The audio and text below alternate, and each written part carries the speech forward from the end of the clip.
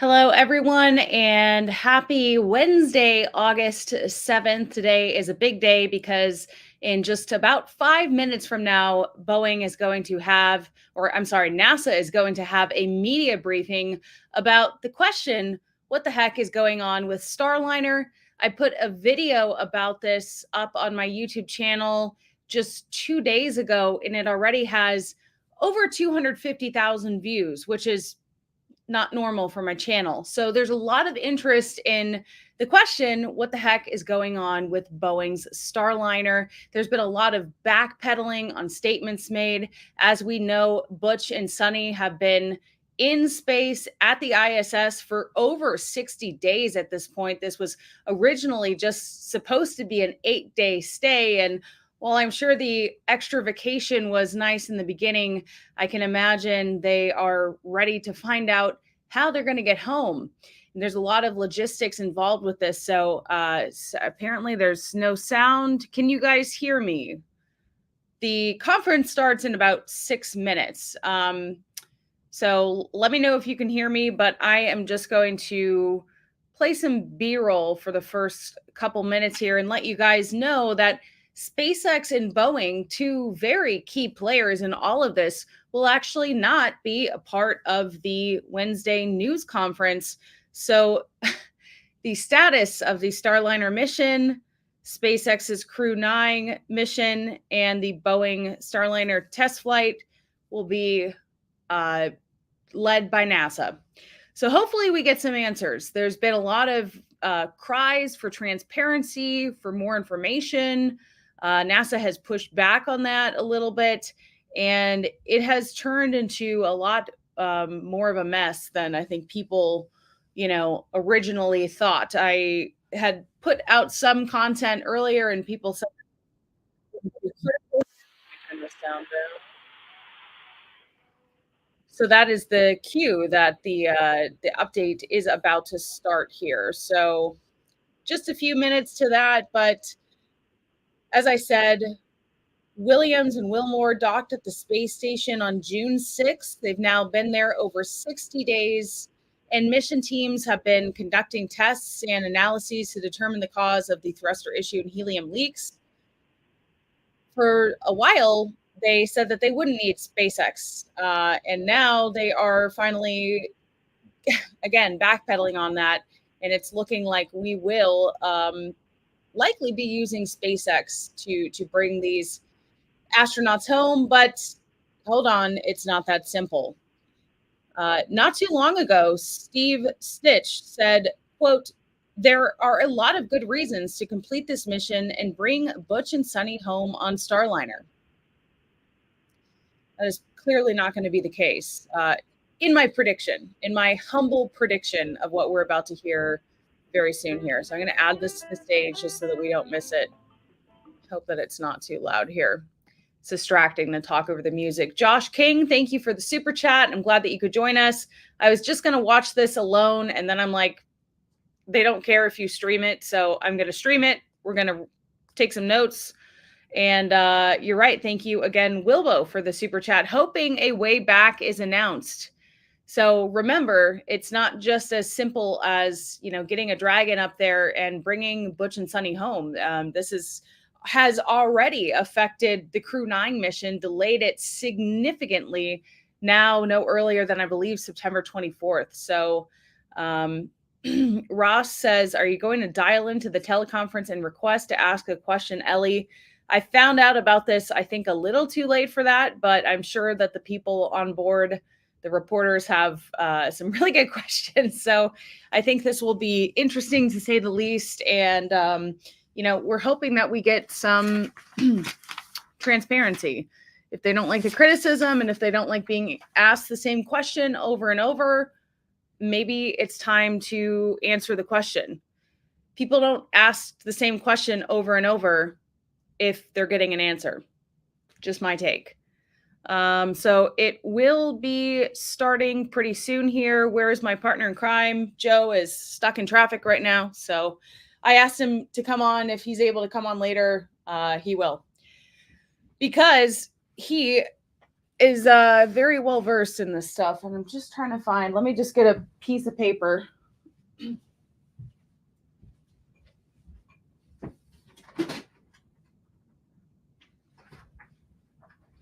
Okay. Always have your supplies ready to go. We have paper. We have sound. We are live. F it. Let's do it live. Remember that famous line?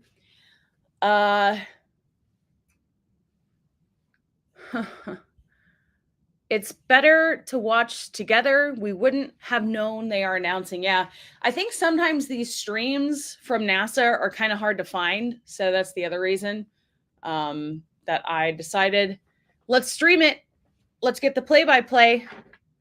Let's take the notes. I think it's interesting that SpaceX and particularly Boeing will not be on hand to answer questions. We'll see how that goes. But, we learned yesterday that the final decision will be up to NASA Administrator Bill Nelson. So we'll see what he has to say. The article that I cited in my video that got a lot of attention was by Eric Berger of Ars Technica. And he definitely got a scoop. He got some inside information and he put it out there. And I can only imagine NASA and Boeing are not very fond of him right now. But hey, if it's the truth, it's the truth. I think we all have a right to know. Chris Garris, thank you for the super chat. Thank you for joining us today. I think that this is good timing considering there's so much interest around what's going on. And they're really going to have to answer some tough questions today. Is it true that you have the current Starliner spacecraft not operational to auto undock and dock? The original test flight apparently had this capability. It was uncrewed, so of course it did. And now we're learning that they might need at least a month to do a software fix. Well, why wasn't that included? Seems very strange to me. So yes, Michael Maxey, thank you for joining us. Ross, you're right. The Q&A section will be interesting. They should be getting started. They're about a minute late right now. So yes. Sorry, I'm just reading the comments. Saying hello to the people that are watching. It's amazing to connect with people from around the world. And this has really, been a pretty big deal. I think a lot of people that aren't really tuned into space or what's going on at the ISS are tuning into this because, well, as the days go by, it's becoming more and more of a question of what is going to happen, how they're going to work this out. If returning in a Dragon are SpaceX suits required, their suits won't work. So that's another logistical hurdle. They're going to have to bring up the right suits. I mean, there's so many questions. And like I said, it's not as simple as it sounds. There's only a certain amount of ports at the ISS. And so, we want to make sure that all the other lives up there aren't threatened by this sort of catastrophe that's going on with Starliner. Yeah, Michael, you make a good point. The Starliner autonomous program upload is estimated to take 4 weeks. I mean, this is just crazy. So yeah, David, you make a good point. I think this is the final nail in the coffin for Boeing between the issues with the planes and now the spacecraft. It certainly does not help their reputation. And I mean, we all are hoping for a great outcome. And I've expressed my worry and concern. People have said that I'm just spreading FUD. And I think that, now more people are kind of on my side of, no, this is, as Joe Tagmeyer pointed out, who has a lot more expertise in this area than I do, these are simple problems. These are simple issues. So on this, debut crewed certification test flight, a lot of stuff went wrong. A lot of stuff went wrong just on the way up there, even before they launched and, got to the ISS. So this has been riddled with problems from the start. Yeah, Robert, this blows my mind that it is not auto undock in return. I agree. I had to stop and check myself as I was reading this article because I'm like, am I understanding this correctly? Um, the headline was about the Crew 9 mission being delayed, but in my opinion, Eric sort of buried the lead of this software issue. This is just incredible. It's kind of embarrassing. So I hope that we get some answers to this today. Um, Bert, good evening or good afternoon from the Netherlands. Thanks for joining us. Ross, I agree with you. The change in software configuration between Starliner flights doesn't make any sense. So hopefully we can make some sense of the situation after today. I'm wondering where they are. It's on the thruster system, on the propulsion Here we system. go. Moving forward, what we're trying to do is reduce that uncertainty, see if we can drive some more consensus amongst our team. At the same time, getting more serious about evaluating our other options. It's been really great to watch our team working, our Boeing team, our NASA team, the way people are speaking up, the way we're hearing different voices, different thoughts on how critical different factors are in the decision. I think it's been very healthy. I have to admit that sometimes when we get disagreement, it's not fun. It can be painful having those discussions, but it's what makes us a good organization, and it's what will get us to a good decision as we approach that point here in the future. And I don't think we're too far away from making that call. We know that at some point we need to bring Butch and Sonny home. While they're up there, we have extra crews, we have extra hands. They can do a lot more work, but they're also using up more consumables, more supplies. So we have to maintain that balance, and at some point we need to bring those folks home and get back to a normal crew size on the ISS. But again, I just want to say how proud I am of our team and the way they have these open discussions, open conversations, and the way we're working through the data gathering and analysis process. Today, Steve will talk to you a little bit more about what we have going on in the commercial crew area, and Dana will share more information about what we've had occurring on the station side and the Cygnus that we just brought aboard the other day. Now I'd like to turn it over to Steve so he can share more details from his point of view. Steve? Yeah, thanks, Ken, and thanks to all of you for dialing in today and all your interest in the Commercial Crew Program and human spaceflight. I'd like to start off by giving everybody an update on where we are with respect to the analysis, in particular on the thrusters and the flight rationale for the return of Starliner. And then I'll talk a little bit more about the manifest changes we've made and what we've done to give ourselves some flexibility in the near term relative to all the options that we're looking at. So if we start with Starliner, last time we talked a lot about the testing results at White Sands. We had completed the thruster testing, which was essentially two uphill profiles trying to get to the temps that we saw on this particular thruster. And then we really have done 5 downhill profiles with that particular thruster. We were able to replicate degradation in the thruster during that testing, and we saw that continually on the downhill side with the thrust levels degrading over time, which seems to mimic what we're seeing in flight to some extent during those downhill profiles. As we talked about during that testing, we gained insight into what we think one of the contributing factors are for that thrust degradation, and that would be this Teflon seal on the oxidizer line poppet. Now, this poppet's really small. It's about, if you hold up your little pinky finger, it's about the size of that, a little bit smaller even than your pinky finger, so it's a small poppet. But what we saw during that testing is the swelling of that Teflon seal.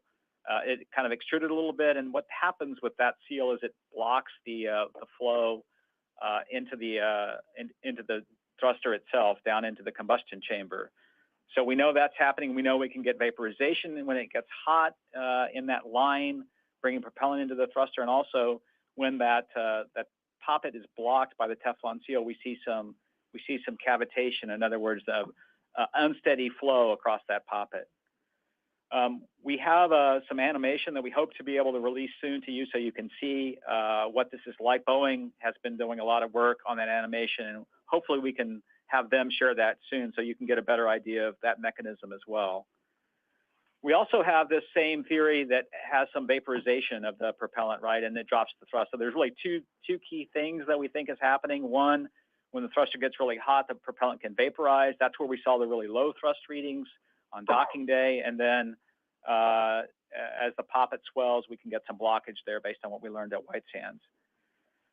What we're trying to do now is sort of understand what all that data means to us from the White Sands testing, and then what it means to the thrusters on orbit. We did do a hot fire while we're docked to the International Space Station on Saturday, July 11th. We wanted to understand the performance of all the thrusters across the vehicle. So we hot fired all 27 thrusters. We did not hot fire one thruster in the bottom doghouse. We call it the B1A3 thruster. That one had really low thrust before during the dock when we were docking back on July 6th, and so we did not, or June 6th, and we did not hot fire that thruster.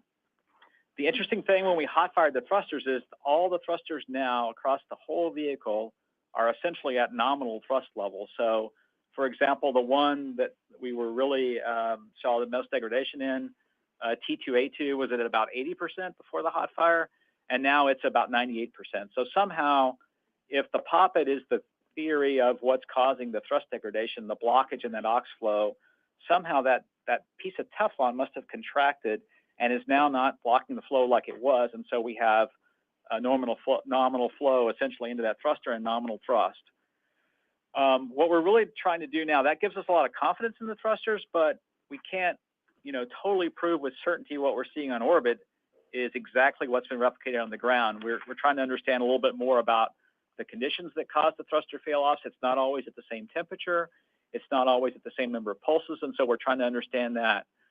We are doing modeling on the ground to try to understand how this Teflon could extrude, what the forces are on that Teflon, and then trying to understand how it could contract how it could contract over time. People really want to understand the physics of what's going on relative to the physics of the Teflon, what's causing it to heat up, what's causing it to contract, and that's really what the team is off trying to understand, and then look ahead toward the downhill phase and the heating on the downhill phase, and seeing if we can model that on the downhill phase and ensure we have good thrusters. Again, as I've talked, we have really good knowledge of what the downhill is, but how does that really help us out? So, in combination with that, we have tried to buy ourselves a little bit of time to work various options for return. And so recently this week at the Program Control Board, just yesterday, we approved moving the Crew 9 mission to no earlier than September 24th. We took that to the Program Control Board and it was approved, and we immediately put out a blog to make sure that everybody knew that we had made that decision. We appreciate your patience over the last few weeks. It took a little time to work with SpaceX on that movement of that flight, and also with the ISS program, because it's a very complicated manifest.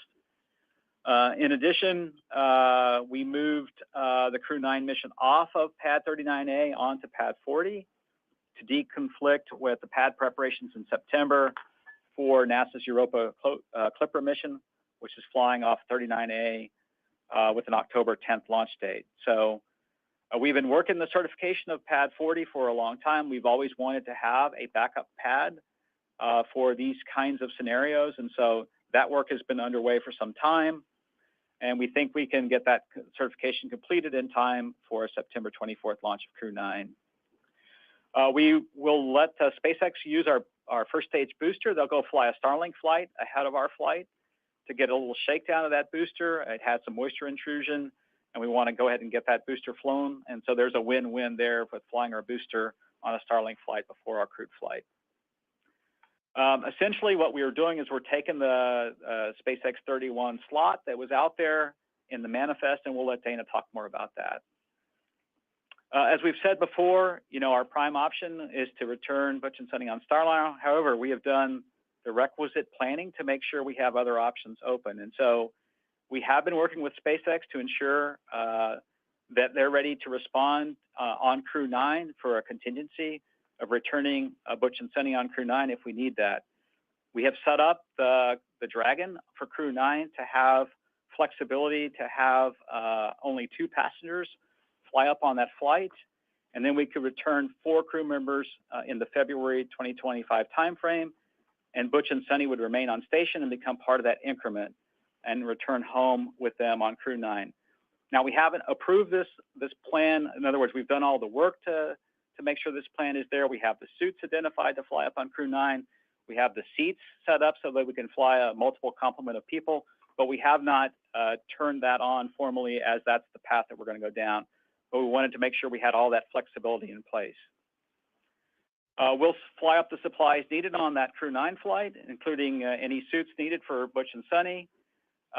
We've done previous work with that for other contingencies. And we'll have the right foam inserts to work on all the seats for the various crew members. We've had a lot of discussion and questions about task orders recently, and I would say, we've done a lot of work in Commercial Crew to prepare for multiple contingency options. The first one is, and we want to be open and transparent about those options. The first one is to have an option in Dragon on the cargo pallet to fly 1 crew member, a total of 5 crew members down in a contingency only. And so we had a task order in place to go do that work, and that's out there. And so that work has been completed, and we now have modified the capability to not use a seat liner, but also use the foam. On Crew 9, we now have the capability to fly 2 crew members up and have ballast in the seats for that, and then return a total of 4 crew members with the right seats. We actually put out a task order with SpaceX to do that work, and that task order is out there in place, and SpaceX has completed an initial part of that work, and then there's a final part of the work to configure the vehicle for the 2 crew option and complete training for the crew for that option. And then finally, there's one more task order that we have worked on in the event that we have to undock Starliner first in an uncrewed configuration. We have a task order in place to allow up to 3 crew members on the cargo pallet using a foam configuration in the Crew 8 Dragon. So we've done a lot of contingency work and a lot of contingency planning for a lot of scenarios, but we think now we would have the whole waterfront covered. As I said, we haven't really implemented planning for the mission for these things, but we have all these items in place to keep all the options on the table. I want to clarify a couple things relative to the uncrewed Starliner configuration relative to undock. That Starliner has the capability to undock in an uncrewed configuration. However, the mission data loads for this flight, the flight software we have on board today, are set up for a crewed undock. And what that means is, in close to station for docking and undocking, the failure response matrix in the software downloads to a crew manual capability for any breakouts. In order to do the uncrewed version, we'll have to go in and change these mission data loads and verify those through the Boeing Integrated Hardware Software Test Facility before we go fly that. There would be also additional training that the Boeing Flight Control Team would have to undergo, and some work to go lay out all that work. So the software on Dragon is fine, or on Starliner is fine. It can actually handle the capability to do an uncrewed undock. It's exactly what we did on OFT2. We just have to go configure some software parameters, not change the software to go do so. I think we've talked about all the scenarios. I want to reiterate, we haven't made a decision yet relative to return Butch and Sunny on Starliner or on Dragon on Crew 9. We appreciate your patience. It's been a very complicated time frame. There's been a lot of work going on across all different entities relative to this work. I want to say how proud I am of the NASA, the Boeing, and the SpaceX team for having their head down and doing all the requisite work to make all these options viable for the program. We are in a unique position in commercial crew where we have all these options now, and we will use the right option at the right time. And so the decision point is ahead of us, and I will turn it over to Dana Weigel. All right, thank you, Steve. Good afternoon. Thank you very much for joining us today. You know, as Ken noted, we take the accurate and timely sharing of information very seriously, and so I hope I can share with you the most up-to-date and relevant information on the ISS side related to onboard activities. On board right now, we have 6 spacecraft attached to station with the arrival of Northrop Grumman 21 Cygnus mission recently. We have a number of spacecraft arrivals and departures that are upcoming in the next few weeks. We have a departure of the Progress 87P on August 12th. We've got the arrival of the next Progress, which is 89P on August 17th. Next arrival of the Soyuz 72S will be on September 11th. That'll be carrying NASA astronaut Don Pettit. And then after a handover period, the 71S Soyuz will depart on September 23rd with Tracy Dyson. One of the things in this scenario that Steve laid out for you in terms of vehicle sequencing, given that we have only 2 docking ports on board, and right now we've got Crew 8 vehicle on board and we've got Starliner on board. Before we launch Crew 9, we will need to undock the Starliner first, so that's first in the sequence of events.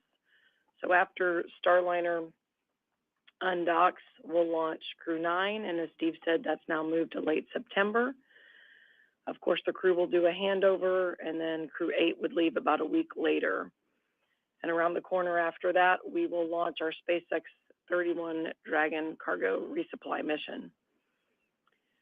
I know in previous briefings, I've mentioned that it's been helpful to have the extra set of hands on board with Butch and Sunny. They've been continuing to help us out quite a bit with maintenance and getting extra science done on board, which we really appreciate. I do want to highlight a few other special topic, a few other things for you. For Northrop Grumman, for that mission, that carried over 8,200 pounds of critical resupply, spares, crew supplies, and science. So the crew right now is spending their time unloading it. It's pretty busy the first couple of days that a vehicle comes up. There's a lot of critical science and research and a lot of things that they need to get to in the first few days, so that's what they're focused on. I do want to commend our Northrop Grumman and our NASA teams for the work they did addressing an engine burn execution issue that was encountered uphill. Shortly after launch, the spacecraft, the Cygnus's onboard limit detection system flagged an out-of-limit calculated parameter. So it takes a number of different inputs. It does a calculation, and that violated a limit, and it did what it was designed to do, and it canceled a burn. The Northrop team took a close look at all of the individual engine parameters and determined that all of the hardware was actually functioning within acceptable limits. That calculation is a little bit more conservative. And so they reworked the far-field rendezvous plan to keep us on time with our planned arrival time. It was pretty impressive to watch them do that. And of course, that was important to us because there's a lot of science and research that has limited time frames that it can handle between launch and arrival. So they did a fantastic job recovering and reworking the plan after that burn issue they had.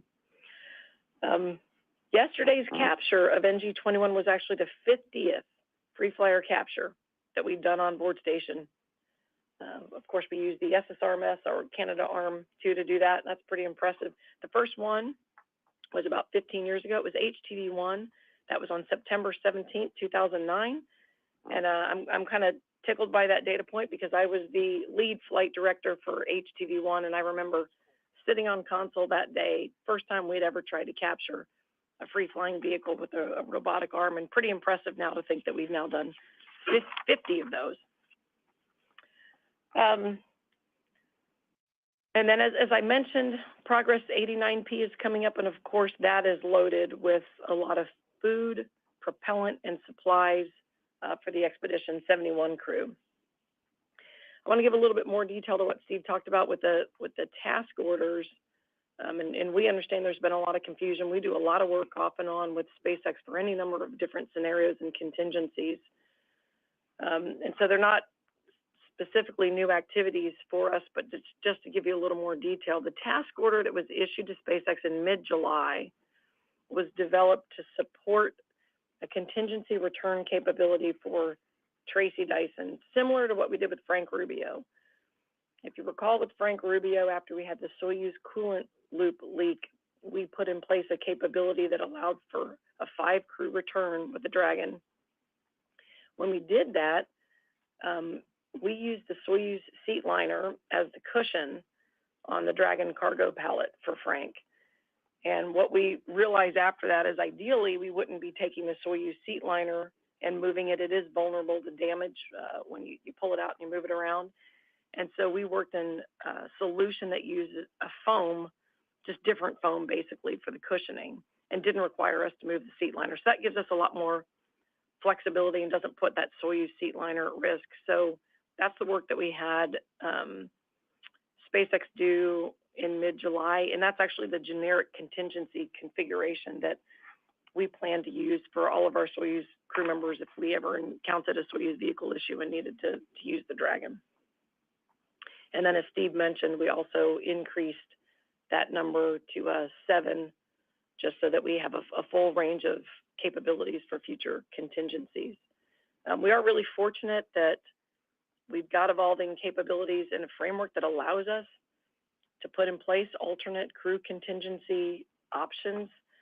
I think the Soyuz coolant leak taught us quite a bit. You know, we'd always been protecting for anomalies on board station, but you know, you can have any number of an anomaly on a crew vehicle too, whether it's a micrometeoroid strike or anything else. So smart for us to always have backup plans in place. Steve mentioned the specific backup plan for Starliner, and just to give you a few other pieces to that plan, if we did fly up Crew 9 with 2 crew, our plan is to leave Butch and Sunny on board to execute the rest of that expedition. They would return on Crew 9 with the normal crew rotation timing. A couple years ago, we made the decision, knowing that this was a test flight, to make sure that we had the right resources, supplies, and training for the crew, just in case they needed to be on ISS for whatever reason for a longer period of time. So Butch and Sunny are fully trained. They're capable and current with EVA, with robotics, with all the things we need them to do. Of course, as you know, they have both actually done expeditions on board station previously. They've also done EVAs for us.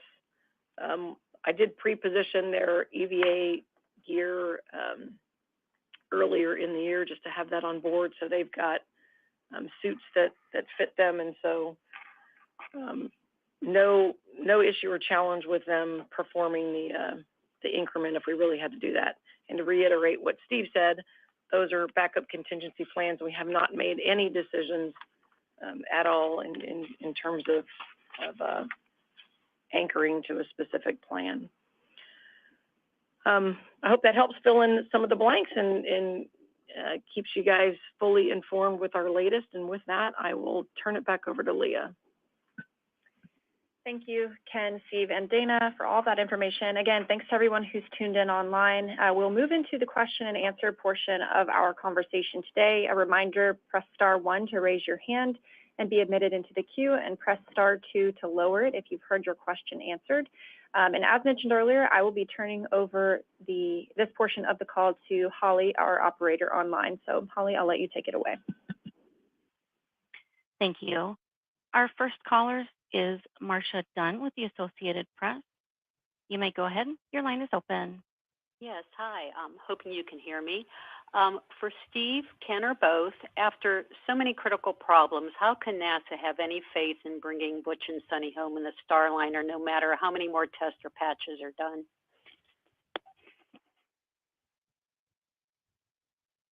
Yeah, I'll start, Marcia, and then I'll hand it over to Ken. You know, I think if we step back and look at the 2 big issues we've been working on orbit, really the helium leaks and the thruster issues, I think, you know, the key attribute really to moving forward for the rest of the flight is to understand how those systems are used for the remainder of the flight, and what the demand is on both the helium system, which is primarily the deorbit burn, and also the thrusters, which is the deorbit burn. And so we're really trying to understand the usage of the thrusters for the deorbit burn, and then also really delve into the physics of what's happening. I think if we could replicate the physics in some offline testing to understand why this poppet is heating up and extruding, and then why it's contracting, that would give us additional confidence to move forward, to return Butch and Sunny on this vehicle. That's what the team is really striving to do, to try to look at all the data and see if we can get a good physical explanation of what's happening. And I'll see if Ken has anything to add. Yeah, I'll just add a little bit more there, Steve. I think your description was really good. Marcia, we try not to just make decisions based on how we feel about something, right? What we try to do is go in and be data-driven, look very closely at what we've got in the way of data and analysis, bring in experts, and try to pin down what our risk is. When we started this mission, it was a test mission. We knew that it potentially had a higher risk than a flight on a vehicle that has more experience, more flights on it, right? So we're at the point now where we see additional risk that's in a fairly broad uncertainty band, depending on how much data and how much understanding you have. You might take a different view of where we are in that risk band. But switching off of our primary path of bringing Butch and Sunny home on Starliner causes us to take additional risk in the rest of our mission profile. And so we have to compare all those risks, and we'll weigh all that as we make our final decision.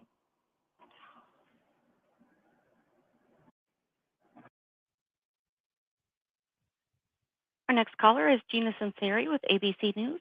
You may go ahead. I think this is probably for Dana, but how did Butch and Sunny react to this announcement? Are they excited about potentially 6 more months up there, or however many months for Crew 9? I would say it wasn't an announcement. So Butch and Sunny are aware that we're always looking at contingency plans. I mean, this is a pretty common thing that we do. We've always got backup plans. Of course, they knew, before they flew that they had been fully trained, on board. The ground team has done a great job talking with Butch and Sunny and keeping them included in all of the discussions. In fact, I'll let Steve share, but he's had some recent board meetings where they participated.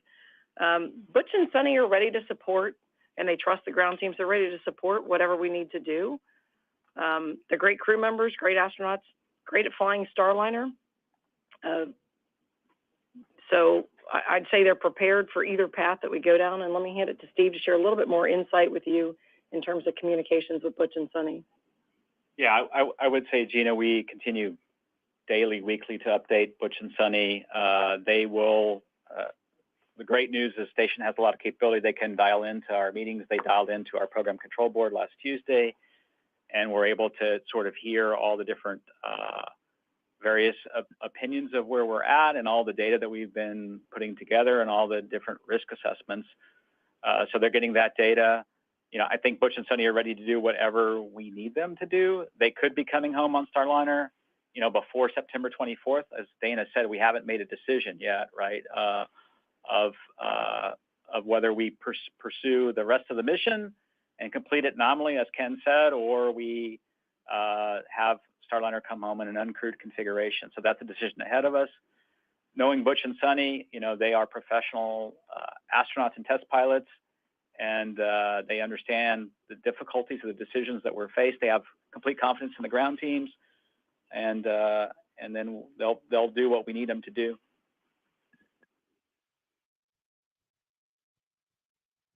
Our next caller is Jackie Waddles with CNN. You may go ahead.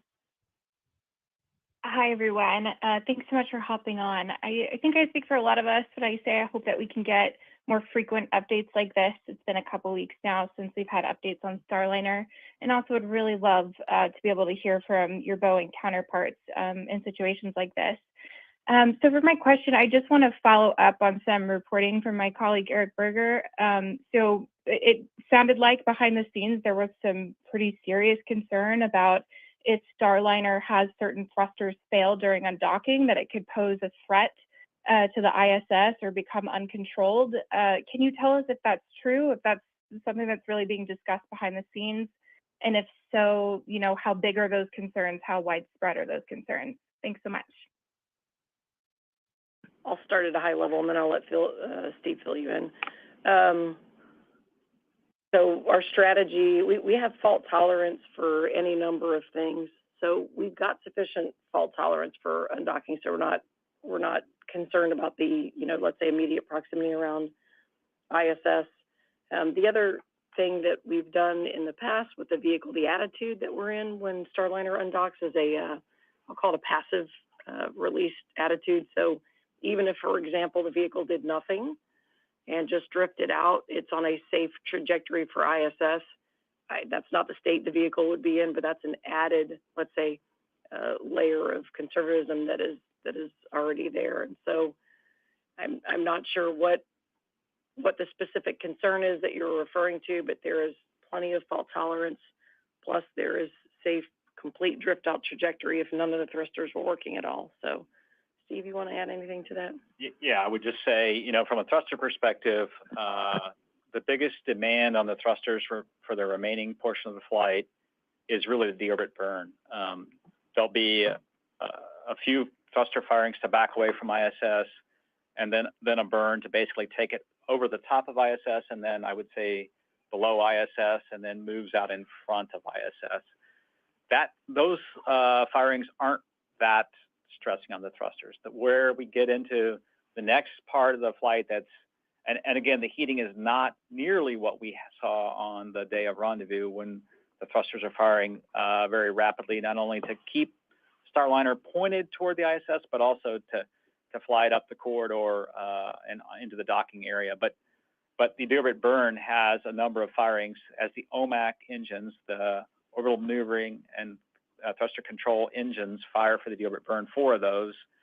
The RCS thrusters will fire to hold the orientation of Starliner to make sure it's pointed in the right direction to get all the thrust you need out of the engines. And that's the next stressing case. So it's really, the real concern is how many thrusters can we have fail off? We've done a lot of analysis that have shown that you can have significant number of the aft thrusters fail. In fact, you could have 4 failures of the aft thrusters and we would still have great attitude control during the deorbit burn. And then after the deorbit burn, we need to maneuver to an attitude to separate the crew module and the service module. And then for that SEP sequence, the aft thrusters aren't required at all. Just want to clarify one other thing on the software. The software that's used, whether it be crewed or uncrewed, is the same software. It's the exact same flight software. What would need to be updated is a specific set of mission parameters, we call those mission data loads, to get into the uncrewed configuration. So the software doesn't have to be changed. The trajectory is the same. It really is on the software side, it's just some contingency mission data parameters in the software that if a crew weren't there, the software could then execute the checking and any response needed in close to ISS.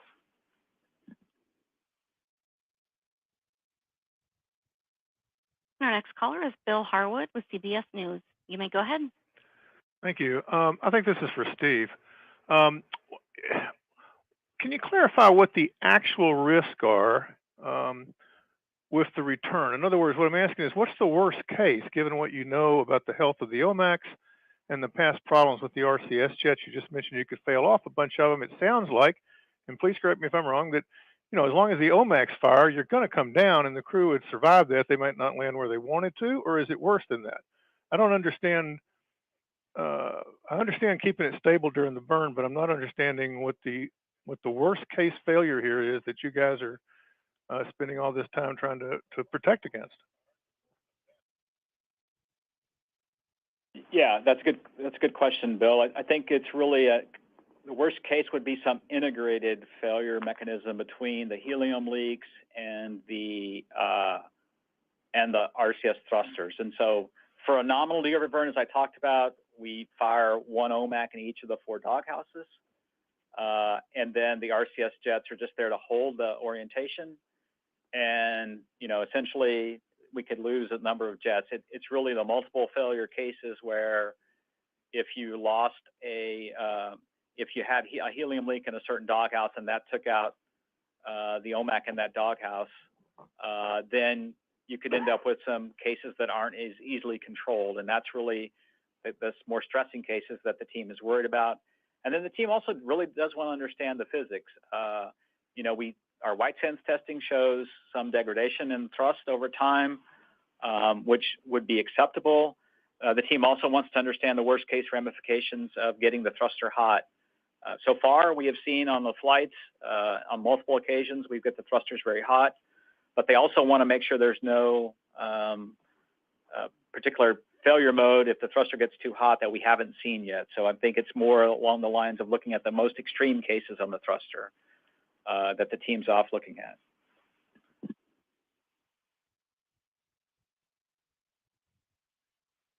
Our next caller is Micah Maidenberg with the Wall Street Journal. You may go ahead. Thank you. Hi, all. Boeing said last week that data supports flight rationale for using Starliner to take Butch and Sunny back to Earth. I guess, Ken and Steve, just from where you sit, are you personally in agreement with that view from Boeing, or do you prefer one of the contingency plans discussed, or are you still waiting? And just wherever you are on that, could you please explain kind of the magnitude of debate within NASA about using Starliner to return the crew members? Like, how many people, for example, on the program control board are currently opposed to that? Thanks. Well, why don't I start, Steve, and then you can kind of finish and tell Micah about the PCB. Yeah, as I mentioned before, I think reasonable people could have different views on which path we should take. I don't think anybody is taking a view that you could prove is wrong or right. What we've got is an uncertainty band, and the Boeing team, because of their experience and their belief in the resilience of their hardware, that would take them to being very confident that the vehicle could bring the crew home, even right now with the uncertainty we've got. But we've got other folks that are probably a little more conservative. They're worried that we don't know for sure, so they estimate the risk higher, and they would recommend that we avoid coming home because we have another option, right? We could put the crew on a Dragon. So that's part of the discussion that we're having right now. But again, I think both views are reasonable with the uncertainty band that we've got, and so our effort is trying to reduce that uncertainty. Steve, anything you want to throw in there? No, Ken, I think you said it. I'll throw a couple things in, but you said it really well. It's about the uncertainty in the data. I think Boeing asserted their vehicle was ready to come home on Friday with the blog post they put out. They listed all the testing that we have accomplished jointly between Boeing and NASA in that blog, which was good. We've done a fair amount of testing. I think it depends on your experience base a little bit as to how you view the risk. Boeing is looking at the risk from the thrusters based on what they've observed more in previous flights, all the way back to, if folks remember, in 2019 OFT-1, we felled off 9 thrusters, I think it was, very early in the flight due to a problem getting the OI burn off, and had some severe heating, a number of pulses on that flight. I think Boeing looks at the flight performance on this flight, the flight performance on that flight, and the testing at White Sands, and draw some conclusions.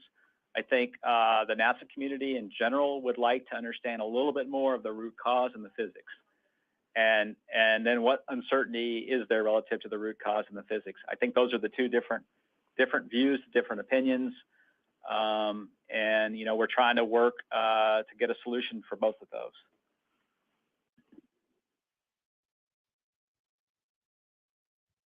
Our next question comes from Joey Roulette with Reuters. You may go ahead. Thanks. Just wanted to follow up on Micah and Bill's question for Steve or Ken. Can you kind of quantify the disagreements that the NASA team is voicing during these meetings or the program control board? Like, what number of dissents or disagreements are you having compared to those who are supporting the data, or in otherwise? And then real quick for Steve, who comes off, or for Dana, who comes off of Crew 9 under the contingency plan? Would that be NASA astronauts or the Roscosmos astronaut? Thanks. Yeah, I'll address the latter question first and then talk about the disagreements a little bit.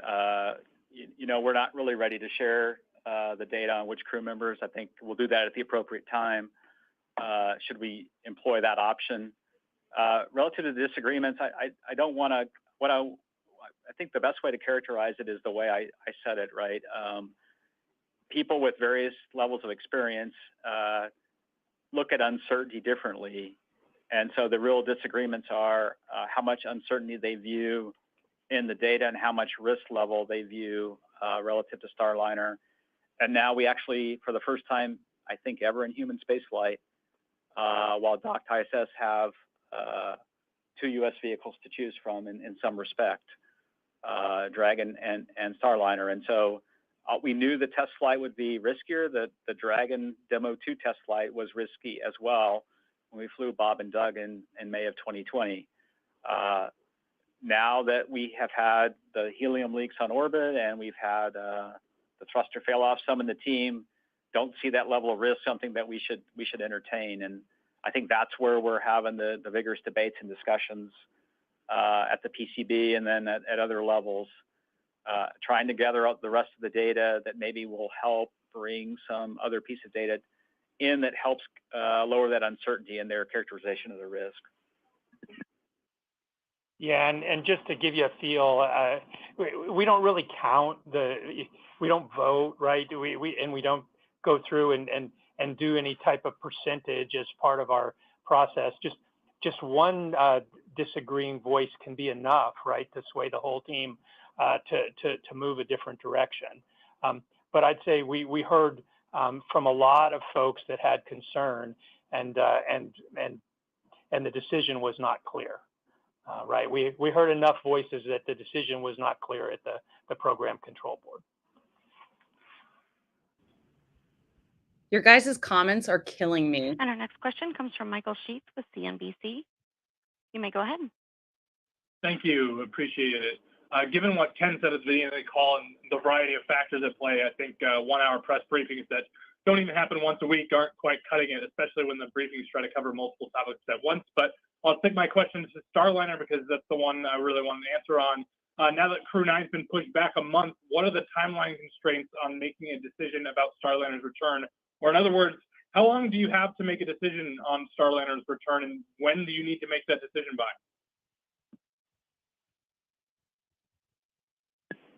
Yeah, we're in the process of laying that data out right now. I mean, we've authorized Boeing to go lay out the plan, not execute, but lay out the plan for what it would be, what would be required to do the uncrewed undock, and that will get a first look at that schedule probably early next week. Remember that the flight control team for Boeing has trained to do the crewed undock with the crewed parameters in the software. And so we want to go make sure before we execute that, we would dust that off. And then again, there's some changes for things that are automated responses with an uncrewed version versus the crew. And so we want to go lay all that work out. When we lay that work out, I think we need to probably decide, likely in the middle of August, one path to the other, to go ahead and meet the launch date for Crew 9 on the 24th. Given what Dana said, we really would like to undock Starliner first to free the port up. And then when we do that, we want to lay in some number of landing opportunities for Starliner. The opportunities are about every 4 days. We have opportunities in September starting on the 2nd and the 6th and about every 4 days. So we want to lay those in as well. So roughly mid-August, we need to decide. And we're kind of laying out that path this week.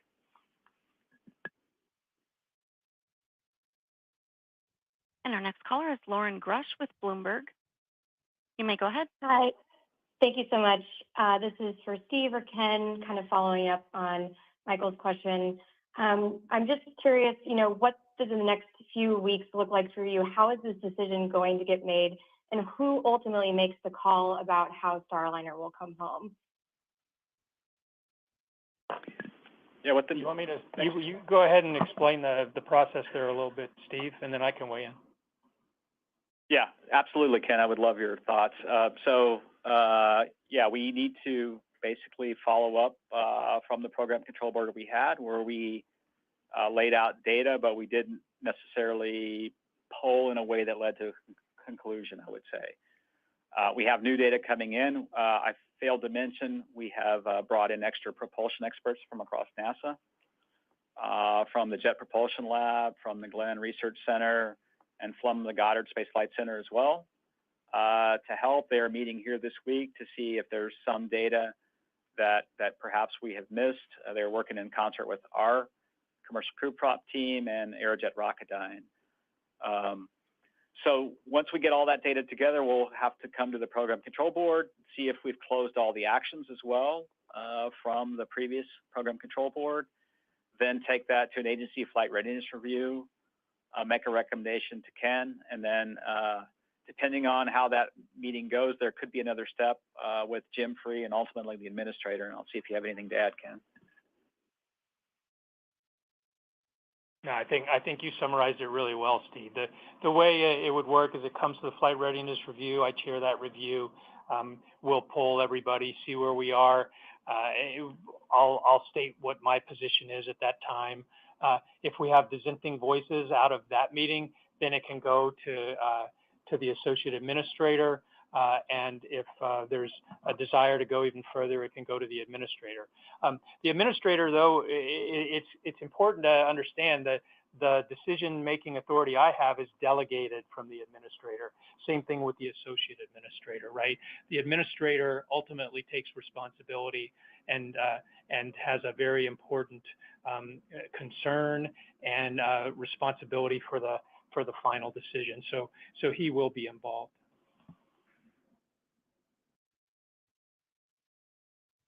And our next caller is Chris Davenport with the Washington Post. You may go ahead. Hi, thanks so much. Quick, can you certify Starliner if it comes back without crew? Is that theoretically possible? And then just a quick follow-up on Bill Harwood's question about the worst case scenario. Steve, you were talking about understanding the heat generated by the thrusters and understanding the worst case scenarios. I just wonder if there's any concerns about the heat inside the doghouse, if that could affect the propellant lines or even ignite the propellant. I think you had said something about concerns about the propellant vaporizing, but I wonder if it gets hot enough, if there could be a more adverse effect. Thank you. Yeah, I'll take the first question relative to certification. We're laying out that data right now. If we had an uncrewed undock and brought Starliner back safely, I think we would look at all that data. There are many things that are the same with or without a crew. We would have to look at the things that are really needed for a crew on board, like how the ecosystem performs with a crew and so forth, and lay that out. Boeing has already moved out on changes to the helium system. We've talked about the seal that is leaking. Remember the P2D2 flange that leaked pre-flight? They've already moved out on a replacement seal. They're already laying in additional testing for the thrusters to make sure that we hit all the corners of the box on the thrusters. They're already looking at various changes to the flight software and the way it flies, such that it doesn't put as much many pulses on the thrusters and cause the additional heating. Relative to the worst case question on igniting the propellants, right now, the propellants are separate from each other, so you would have to get enough heat to actually rupture a line, and so we don't really see that as a concern. What the doghouses are really doing to us is keeping the heat in, and such that sometimes even when we fire an OMAC, we can get heat soaked back over from that OMAC into the RCS thruster. So we don't really see it as a ignition risk or a concern of combustion inside the doghouse. it really is more about will the thrusters fail off during the deorbit burn or some other time. And our next caller is Kenneth Chang with the New York Times. You may go ahead. Hi, thank you. This is for Steve Stitch. Basically, what changed and when and why? I asked you back on July 10th whether there were any contingency plans for Dragon, and you said, quote, certainly we've dusted off a few of those things to look at relative to Starliner just to be repaired. What you described today goes way beyond that. Was that July answer accurate, or when did you decide to actually get these extended plans started? Thank you. Yeah, I think I'd have to go back and look at the timing. We started in early July doing some early planning with SpaceX for some of these contingencies. Then as we got closer and a little bit more data, we started to put a few more things in place on Dragon. You know, we have this contingency option that we've been working a little bit more in the background for a while. In the last few weeks, we have decided to make sure we have that capability there.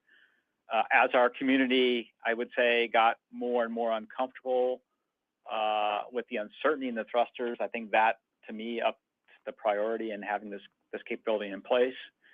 And really, what we have done is totally reversible. We can fly Crew 9 as planned, as we've been planning for years with 4 crew members, and we can plan to fly it with 2 crew members. And so as we got further and further into it and heard more from the team and the uncertainty that Ken talked about and I've talked about, we decided to put a little bit more effort on that, on getting the Crew Dragon on Crew 9 configured to support the option. So.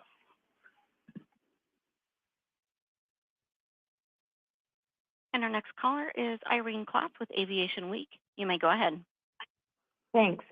Steve, did folks get less comfortable with flying Butch and Sunny on Starliner following the discovery of the Teflon seal degradation during the White Sands test? Or what is it that actually had the sort of the public-facing view go from Starline's safe to come home at any time, that there's a landing opportunity, we just want more data, to where we are today with all the contingency plans?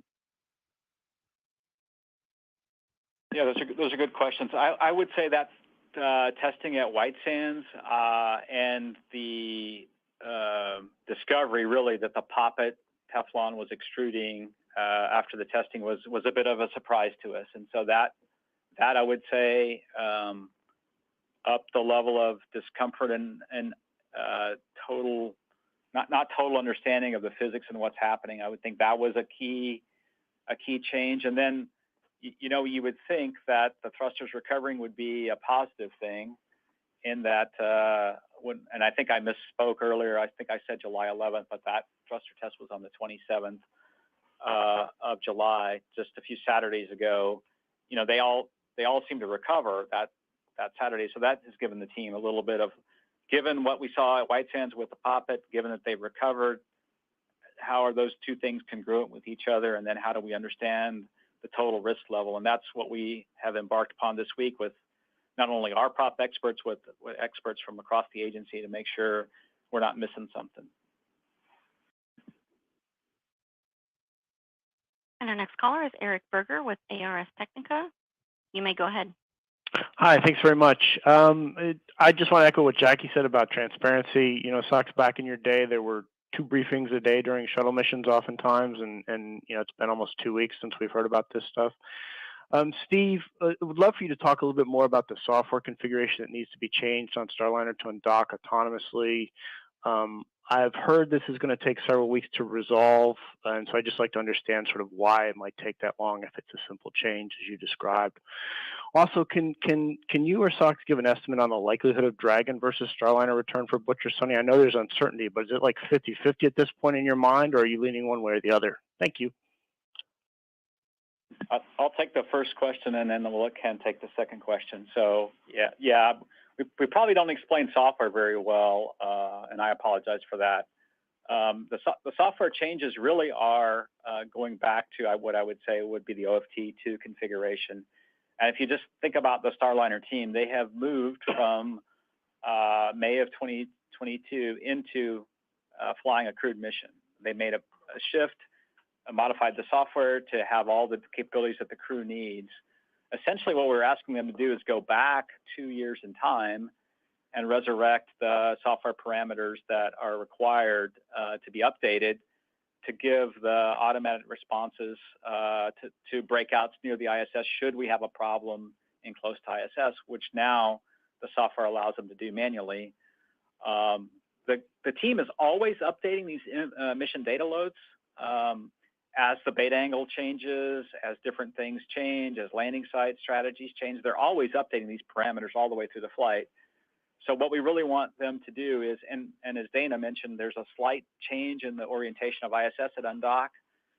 So before we employ this methodology of undocking without a crew, we want to make sure we do all their work to make sure it's all tested and correct. We haven't done, I would say, any work since really May of 2022 when we had OFT2 on the uncrewed config. We've had the Boeing and NASA teams focus solely on working toward returning Starliner in a crewed configuration. Before we go execute that, it's just smart and responsible to go take the software and the mission data loads in this configuration, go into the integrated test facility. We call it ASIL, which is where all the flight software resides, all the flight hardware associated with the avionics resides, and then go run it through some test cases just to make sure we haven't missed anything. That's really what we would go do. That's really what would take the time if we were to pivot to an uncrewed undock. That's what we would go spend our time on. And I'll let Ken answer the second question. Yeah, Eric, thanks for the thoughts on the press conferences. I appreciate that, and really appreciate your interest and how hard you're working to get accurate information out there to everybody. To give you a number, it's just really hard right now. I can't give you one. It could change drastically one way or another depending on new data. But I would say that our chances of an uncrewed Starliner return have increased a little bit based on where things have gone over the last week or two. And that's why we're looking more closely at that option to make sure that we can handle it. But again, new data coming in, new analysis, different discussion, we could find ourselves shifting another way.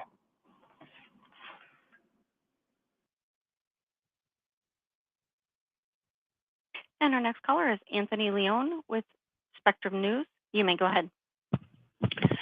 Hello, thank you so much for taking our questions today. It's a shame that Mark Nappy isn't there. I'm sure I'm not the only one who has a few questions for him. My question is this: going forward, what is the future of Starliner, and will NASA change some of its recommendations of testing spacecraft before a crew can actually board on there? Thank you.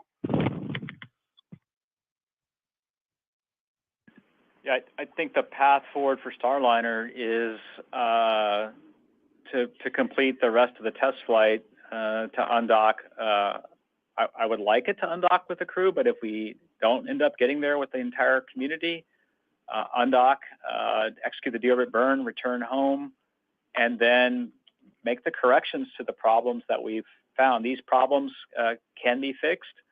The helium leak, it's maybe changing out the seal that we talked about and looking at that system and changing maybe the way that system's put together. And then the thrusters, doing a little bit more testing at White Sands and then figuring out how to fire them less. So I see a bright future for Starliner. Either way, we really need two crew transportation systems. There could be a day in the future where we're calling upon Starliner to do something for us like this.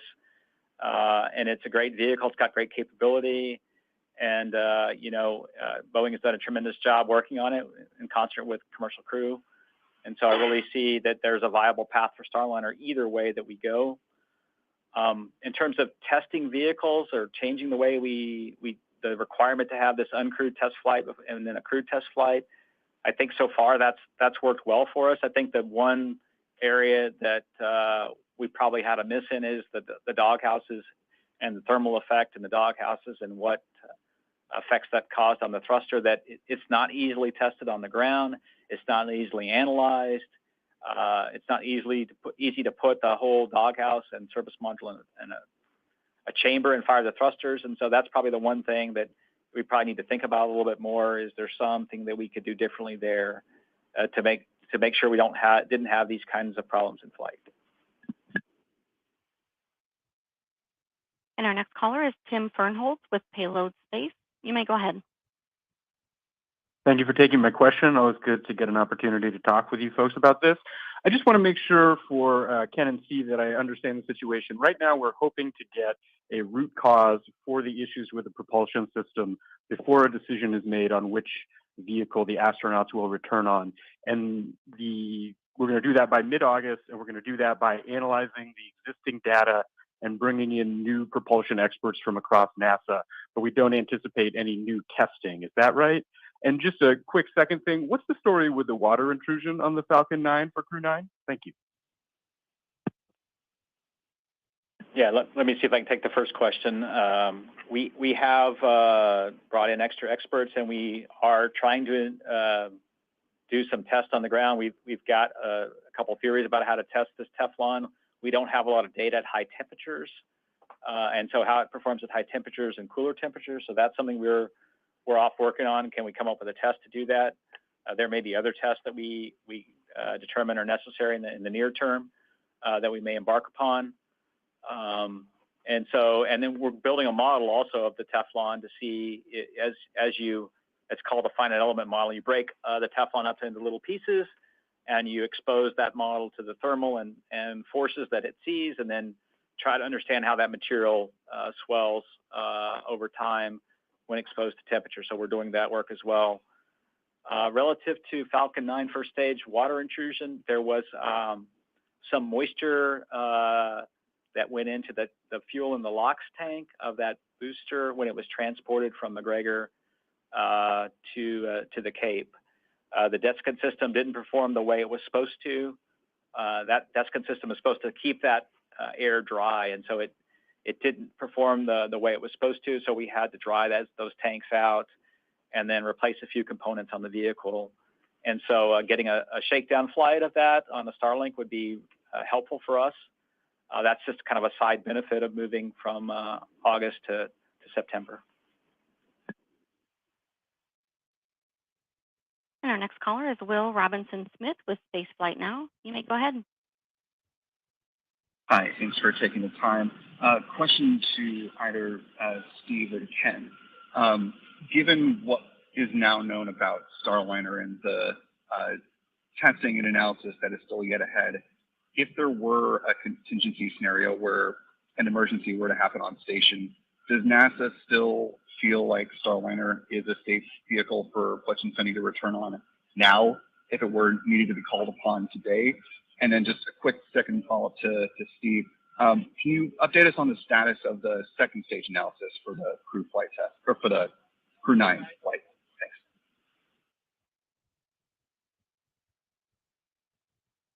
Thanks. Let's see, relative to the first question on the contingency return capability, we still agree that the right course of action would be to return Butch and Sunny in Starliner. Should there be an emergency at ISS where it's an uninhabitable environment or they need to get off station, Starliner would be their best option, and we still feel confident in that.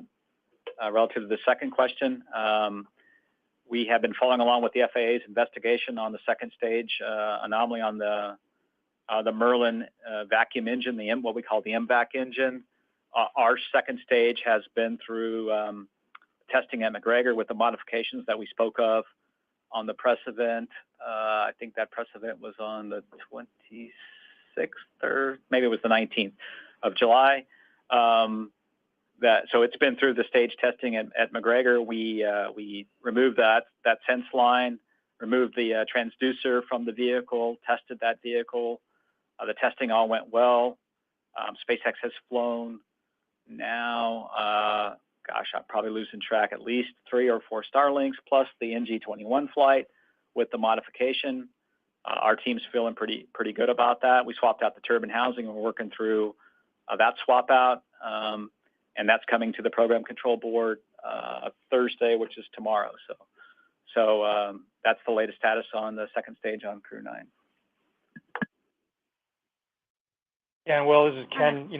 It may be confusing folks that we're willing to put the crew on for a contingency return, but still talking about the planned return. And part of that is how we make decisions about risk in contingency situations. It's pretty unlikely to get into one of those contingency situations, number one. And then number two, because of the criticality of those situations, we typically would be willing to accept a little more risk. So that's how you get this apparent difference in what we would be willing to do in the different situations.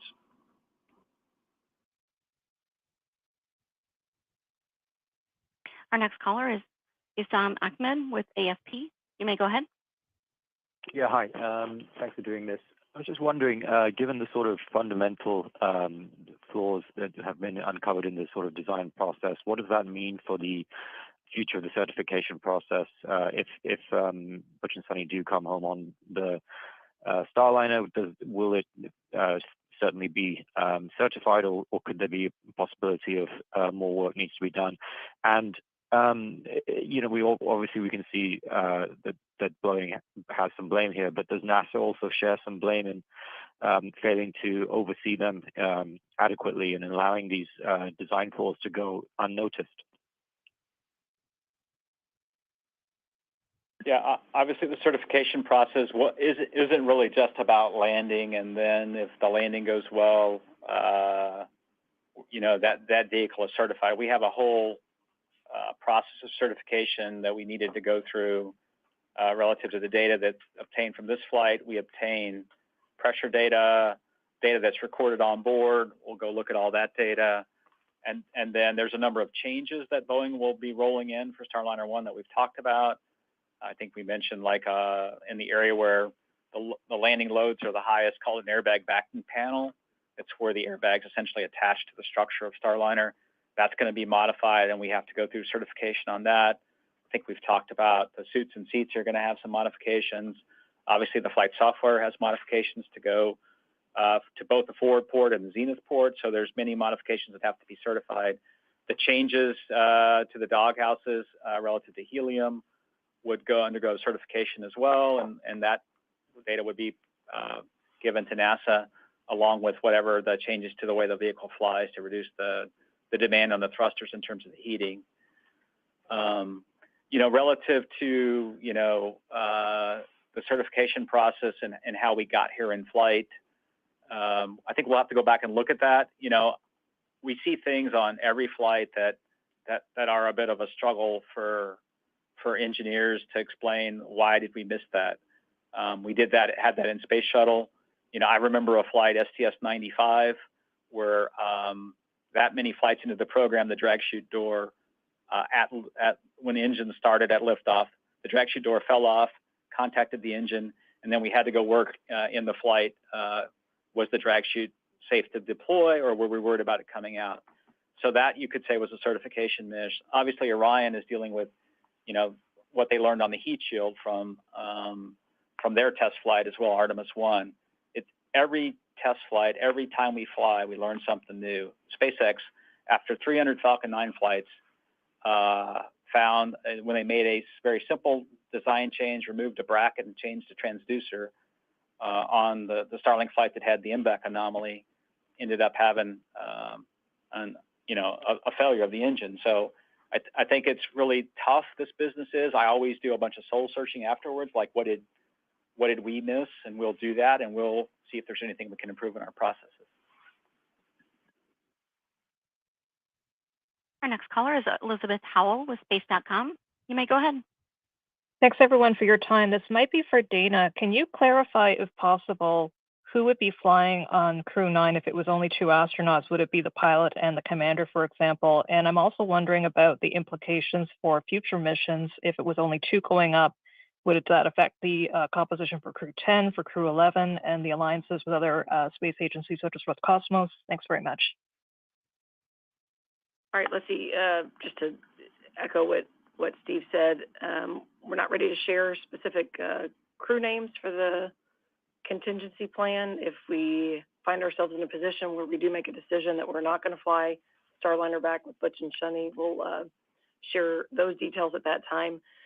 But more generically, sending up to and then having Butch and Sunny stay on board, just to kind of walk through that. So they stay on board and they end up doing the full increment. Crew 8 comes home with a normal Crew 8. And then at that point in time, we're back into our normal rotation plan. So there are no other deltas or changes. It's just a specific change to Crew 9 dropping down to 2 crew.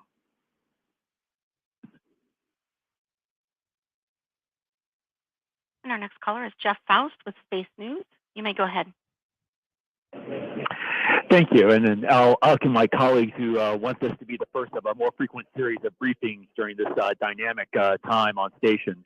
For Steve, are there particular data sets or analyses that you are counting on to make a decision on whether to have Starliner return with the crew or not? For example, do you need to understand the physics of what's going on in the thruster with the seals expanding and the propellant vaporizing before you would approve having a crew come back on Starliner? Thanks.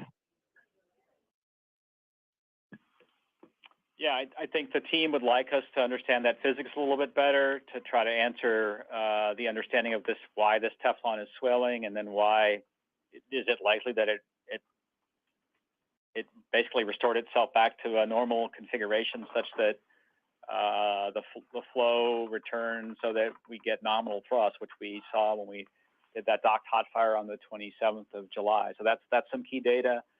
And then anything that we can do with thruster experts or testing to understand the potential uncertainties and to make sure that there's no way that there's a real serious catastrophic failure mode of the thruster. So far, what we've heard from Aerojet and experts is that's not true, but we're making sure we do our due diligence to make, understand if there's a potential failure mode that where the thruster could have a leak or something like that. So far, we haven't seen that, but that's really the data that we're taking our time to go through that data.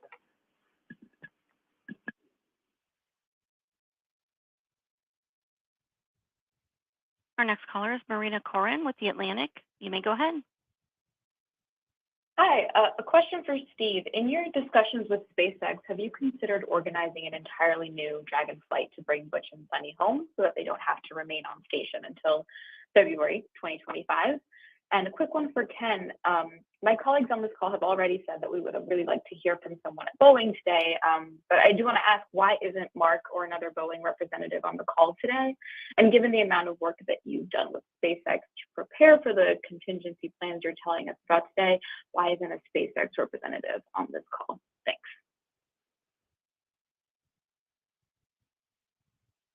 Well, I'll let Ken. Why don't I do the last one first, Steve, and then you can go, huh? Sure.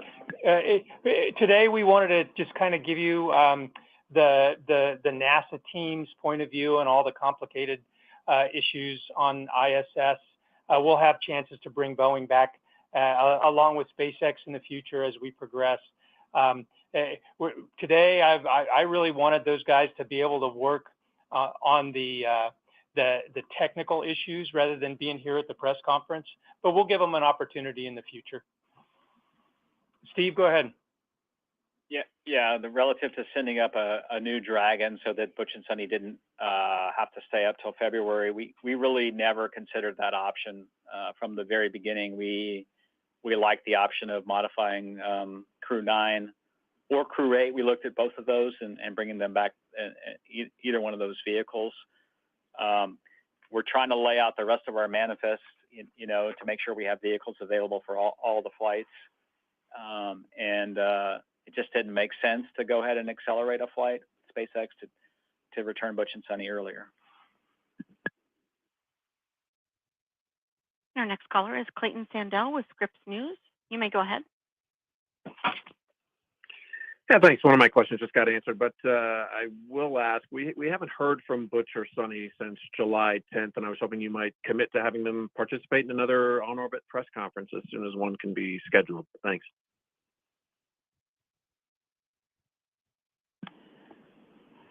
Our plan is, once we make the decision, and hopefully, as Steve said, that's mid-August, we're planning onboard station to set up a press conference with Butch and Sonny. So that'll be coming around the corner when we have our decision made. And our next caller is Stephen Young with Spaceflight Now. You may go ahead. Thank you. I have a question on the timing and sequencing. You're going to have to depart the Crew 8 Dragon and Starliner and dock Crew 9. How is that all going to work? What is going to be the lifeboat plan for Butch and Sonny if Starliner goes first? And you also did an inspection of Starliner with the robot arm after the hot fire test. I'm wondering why that was performed and what you might have learned during that. Yeah, I'll take the last question first. So we did an inspection. I believe it was on July 30th of the vehicle. We did a standard MMOD survey, lining us up for the next set of undock opportunities. That's good for a number of days. I have to go back and check on how many days that's good for. So it's just an opportunity to take a look at the vehicle and see if there was any MMOD damage at all. Relative to the sequence that we're talking about, so the first event in the sequence is Starliner has to undock first. That would free up the forward port on the space station. Then, right now, that would happen first. And then after that, we will do a port relocation to move, once we launch Crew 9 we'll launch Crew 9 next. That will be the next launch. We'll dock to the forward port, the forward IDA. After that vehicle docks, then we would have Crew 8 undock and return. And then before the cargo flight, we want to relocate the Crew 9 Dragon from the forward port to the zenith port because the next vehicle, we would like it on the forward port to do some demonstration. And I'll let Dana talk about that. Let me just add one thing in the sequence. You specifically used the word lifeboat and talking about Starliner going first. So before we would undock Starliner, Steve mentioned previously we were putting in place work for the Dragon crewed vehicle to have up to 7 people. So basically you can do 5, 6, or 7. It covers all different crew configurations. The first step would be if we were doing an uncrewed Starliner undocking, we would first configure the Crew 8 Dragon vehicle to be able to handle the 2 additional crew members. So we would put a contingency configuration in place first to make sure we have a contingency return vehicle ready. Then we would undock Starliner. Then we would launch Crew 9, launch Crew 8, do the handover. Crew 8 will leave. Then, as Steve said, we would relocate Crew 9 to get ready for our cargo mission. So that's how we would handle the lifeboat configuration for the uncrewed undock scenario. Thanks, Dana. I feel for reporters that have to understand that whole thing, because as we talk it's very complicated. So.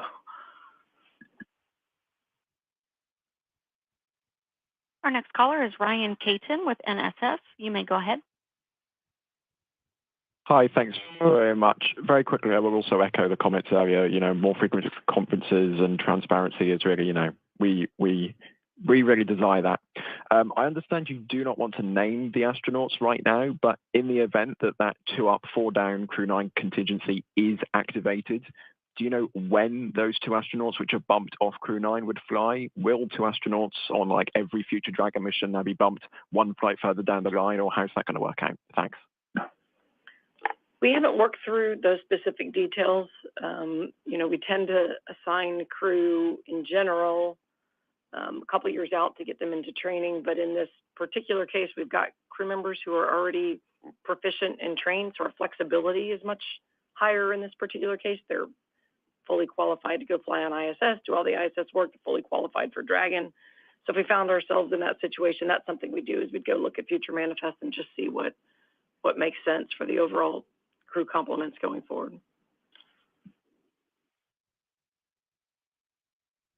And our next caller is Anthony Colangelo with Marine Engine Cutoff. You may go ahead.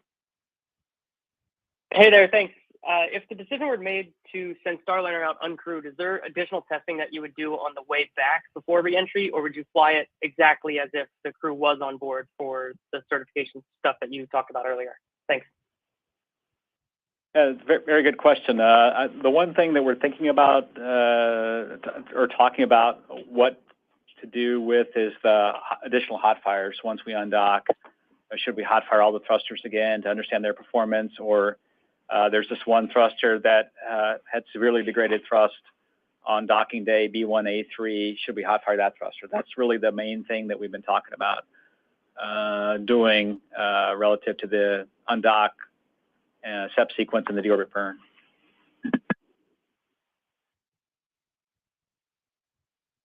Our next caller is Manuel Mazzanti with Exploración Espacial. You may go ahead. Thank you very much, Manuel Mazzanti, Exploración Espacial. A question for Dana, following previous comments. I know that you cannot mention names so far, but in the case that this contingency plan moves forward, launching Crew 9 with 2 members, what would be the rationale? Would it be based on the activities they need to perform, like science-based, prioritizing science, EVA, maintenance, international partners? And a quick second question, have you ever considered modifying Crew 9 in some way that you can return with 6 astronauts, like the original Crew 9 plus Butch and Sunny, given the fact that Crew Dragon could handle 7 astronauts, I guess? Thank you. All right, I'll take that first one, and then I'll let Steve talk about the second one. Yeah, there are a lot of things that we take into consideration when you look at crew complements, and in a case like this, specifically looking at Butch and Sunny's training and the rest of the crew complement and what makes sense both for ISS, but also specifically for the Dragon. You know, the Crew 9 crew trained together with 4 crew, though in this case we have this contingency, they'd fly up with 2, so we're looking at all of those factors combined to make sure that we make the right decision. And I'll let Steve answer the second one. Yeah, relative to additional capability beyond the 4 seats we have in Dragon, SpaceX had some of those concepts early on relative to additional astronauts. Right now, the seats have to rotate during entry, so it would be really difficult on the cargo pallet to install more seats.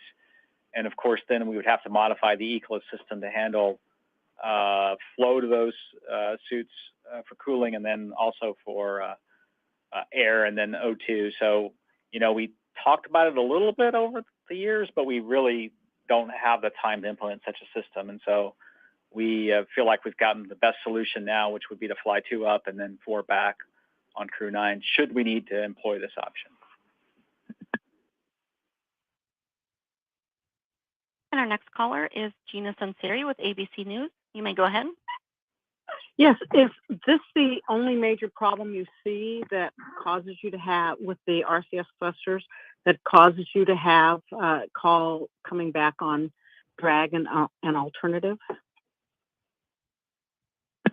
Yeah, really, it's the thrusters and combined with the helium leak. You know, I talked about, you know, if you had a helium leak that was so big that you couldn't, you isolated it and couldn't then repress a doghouse, that would be these 2 things, the helium leaks and really the thrusters are the 2 things that working together would give us concern relative to executing the remainder of the nominal mission, bringing Butch and Sunny back on Starliner.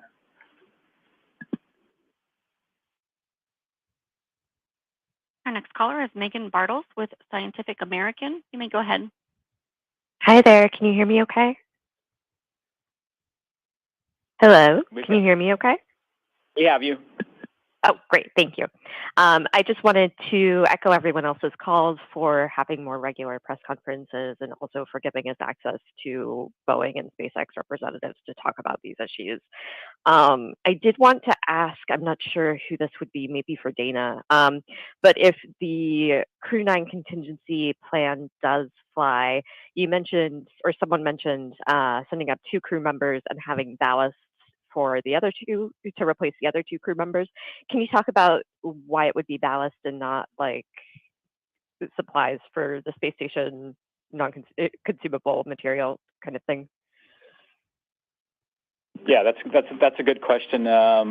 Really, what we're looking to do is replace the weight or the mass of a crew member in that seat, and so we can fly up some supplies, some additional foam in that seat, but there really is a metallic ballast config that SpaceX has built and would fly up in the seat just to make sure the center of gravity is unchanged. All these capsules have a pretty tight center of gravity, and the ballast would have to be flown in the seats on Dragon for that purpose. And that is all we have time for today. Thank you all again for tuning in, and thank you for your questions. Thank you again to Ken, Steve, and Dana for participating and sharing the latest updates with us. We will continue to provide updates at blogs.nasa.gov/commercial crew, and that will do it for us today. So thank you all again for joining. Thanks, everybody. And this concludes today's conference. Thank you for participating. You may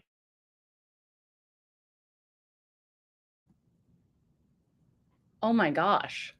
That was an hour and a half of just very interesting tap dancing. A lot of pivoting and great timing because we have Joe Tagmeyer coming in. Wow. Wow. I don't drink, but there could have been a drinking game for the term uncertainty band. Yeah. I also thought it was interesting. I think Steve said it. This was the first time. Got to get this sound off. First time in history that we have 2 American return vehicles, and I'm thinking, if we did, wouldn't they be home now on Starliner? I mean, yes, in essence, we want Starliner to be an option, but I think that's a bit of a I would say that that's probably not 100% accurate because we had more than one space shuttle. I think what he means is spacecraft that are set up to potentially respond in a reasonable amount of time. Well, I think it's giving themselves a little bit too much credit too soon here. What some amazing comments from the stream. We have about 5,000 people almost watching, and some of you guys were absolutely killing me with the comments. I had to mute myself because you guys are not giving them any slack on this one. Gregory Cheney, longtime viewer of Ellie in Space. What new did we learn? We learned kind of some new things. I was under the impression that today's conference was going to be delivering a decision and that we would maybe hear from the NASA administrator, Bill Nelson. That's kind of what I thought based on Eric's article. We did learn some technicalities from the article, which he had some inside sources say there has to be a software fix. It's not currently able to do an autonomous uncrewed undocking and return. However, now it's not that the software needs a fix, it's that the data parameters and the software load needs a fix. So it's kind of, a technical there. I think the problem is trying to take something that's very technical and has a specific protocol of what the NASA guys are talking about and translating it into something simplified that people who aren't well versed on space can understand. And when you do that, you have an opportunity to lose some of the information that goes along with the context. But a couple of things. One, the expectation I did not expect Administrator Nelson to be making a decision today as far as, we've decided to bring the crew home on this way, on this time, and so forth. I think that there are several steps that have to take. And, one of I think it was Steve, I can't remember for sure, but he was talking about something called delegated authority. That's something that's very similar in the military as well. So the commander, or in this case, the administrator, Nelson, has the full authority, but they can delegate that down to certain levels. And most of the time that works fine and within the operational constraints given a certain criteria, then the person that it is delegated to can make the decisions, and then usually will back brief the commander or the administrator of what happened. But if things be outside of certain bounds, then the criteria for that delegated authority is no longer valid. So then you need to bring it up to the higher level. But ultimately, Administrator Nelson has the final call. In this particular case, because of what all is going on, the stakes and the let's call it just the disagreements on risk tolerance between Boeing, NASA, the engineers, and all that, this has risen to the beyond the delegated authority, and it will go directly to Administrator Nelson. So at some point, whenever the decision is made, I expect him to then make the decision. I have decided we are going to do X on this date. As far as making the decision, when I was driving back, I was texting you that probably the most important question, and Michael Sheets actually asked it, is at what point does the decision have to be made? And a lot of what you heard in this conference was talking about the logistical nightmares, the schedule nightmares that will be put into place once that decision is made. So it's not as simple as saying, we're going to return them on the Dragon, we're just going to launch it next week. There is a lot that has to happen, and it's going to take a period of time. And so if, let's say, 24th of September is the launch date, you have to back that up a period of time, and it's probably going to be on the order of weeks when a decision must be made, and they have to commit to the decision. We are going to bring the Starliner back with the crew, we are not, and so forth. So I think they said the next opportunity is going to be about mid-August. Well, that's when they hope to make the decision, is mid-August. Do you think, based on what they said, that they will ultimately go with Crew 9 no matter what? Well, first of all, making the decision mid-August is only a week away, roughly. Let's call it 7 to 10 days. So they have about that much time to finish up the data, look at what's going on, go through the PCB, and come up with a recommendation that the Administrator Nelson would go with. As far as which decision would be made, as I mentioned before, there are a lot of stakeholders involved in this, but the three primary ones is Boeing, NASA, and Mission Director. In this case, I think Mission Director and NASA are probably more online, and then you have Boeing. And there's going to be a lot that goes into that final decision. I think the ramifications of that decision are going to be enormous, whether it's reputations, whether it's financial, whether it's scheduling, whether it's future programs. A lot of people were asking, what's the future of Starliner? This is not the time to decide that. The goal is to get it back, the astronauts back one way or the other, and then they'll make that decision.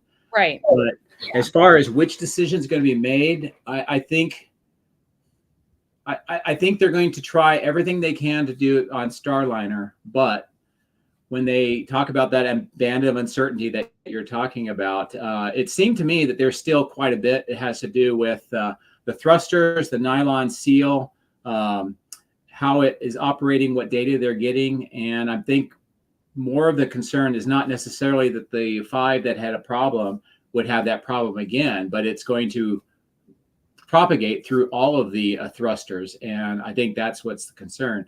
But I think they're still going to try to do Starliner, but the possibilities of the Dragon is definitely increased. The fact that they delayed the Crew 9 a month was really, part of it was to give them time, but part of it is realistic. If they're going to implement that option, they need at least a month. So they bought themselves 5 weeks. Yeah. Why don't I ask you this? If it were up to you, what are you deciding? Well, the reason why I'm hesitating on that is, as I mentioned, there's a lot at stake here. It's not just, do we send the astronauts home on this ship or that ship? There is a lot that's going on. I know that NASA is getting a lot of input, shall we say, most likely from Congress, people watching what's going on. I know Boeing is giving them a lot of inputs as well. The crew is probably giving inputs. They mentioned they were bringing in teams from outside of NASA, including Aerojet Rocketdyne, JPL, and some others.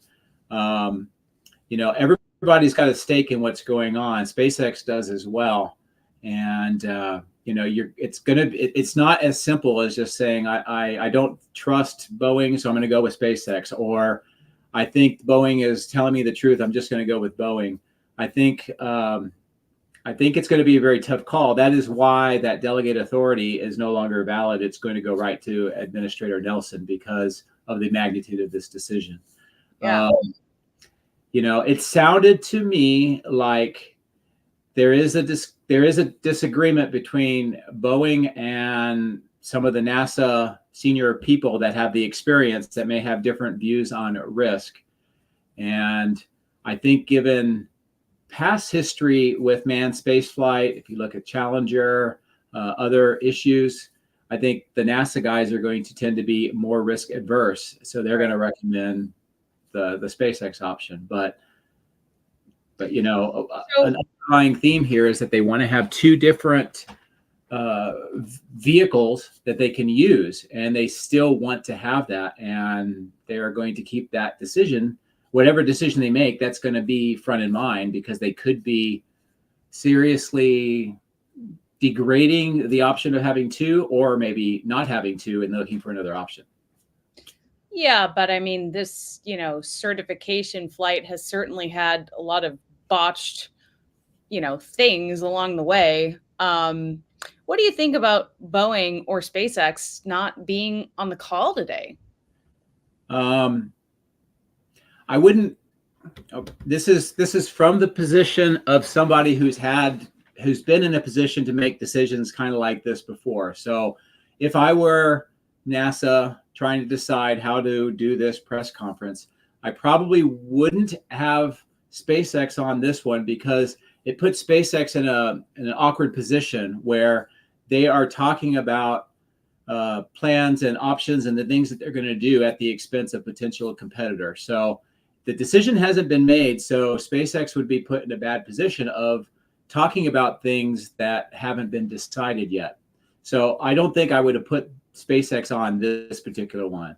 The Boeing one, I may use the same logic and just say, look, we just want to keep it as a NASA-focused press conference right now, kind of what they said. We want to tell you what we're thinking, and not putting Boeing in a very bad position, because as soon as Boeing was on there, all the journalists are going to ask them all kinds of questions. And Boeing's view on this is not going to be the same. They realize that the stakes are quite high for their company.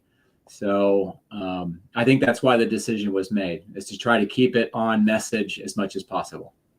Well, it sounds like you don't want to offend people with your answers, and I don't think you're going to offend anyone in this chat. Michael Sheets. Well, I mean, like I said, if I were in a position where I've been in the past where I have to do something like that, that's probably how I would have done it. Now, if you're asking Joe Tegmeyer, the space guy, I would have said, why are we even here at this point right now? You guys need to get out here and tell us what's going on. But to do that, to be fair to everybody, a decision kind of needs to be about to be made. Yeah, right. No, I mean, don't hold back. Your opinion is respected and valued. And let's just read a little synopsis from Michael Sheets. He tweeted this during the briefing. NASA's Steve Stitch finally confirms the alternative. If Starliner comes home empty, which I kind of think is going to be the case, SpaceX's Crew 9 is set up to have flexibility to have only 2 passengers fly up. So Butch and Sunny would remain on the ISS until February. So a lot going on just in that statement. Butch and Sunny, left in June. They might be up there till February. 2 people are not going to get to go on the mission because of this whole catastrophe.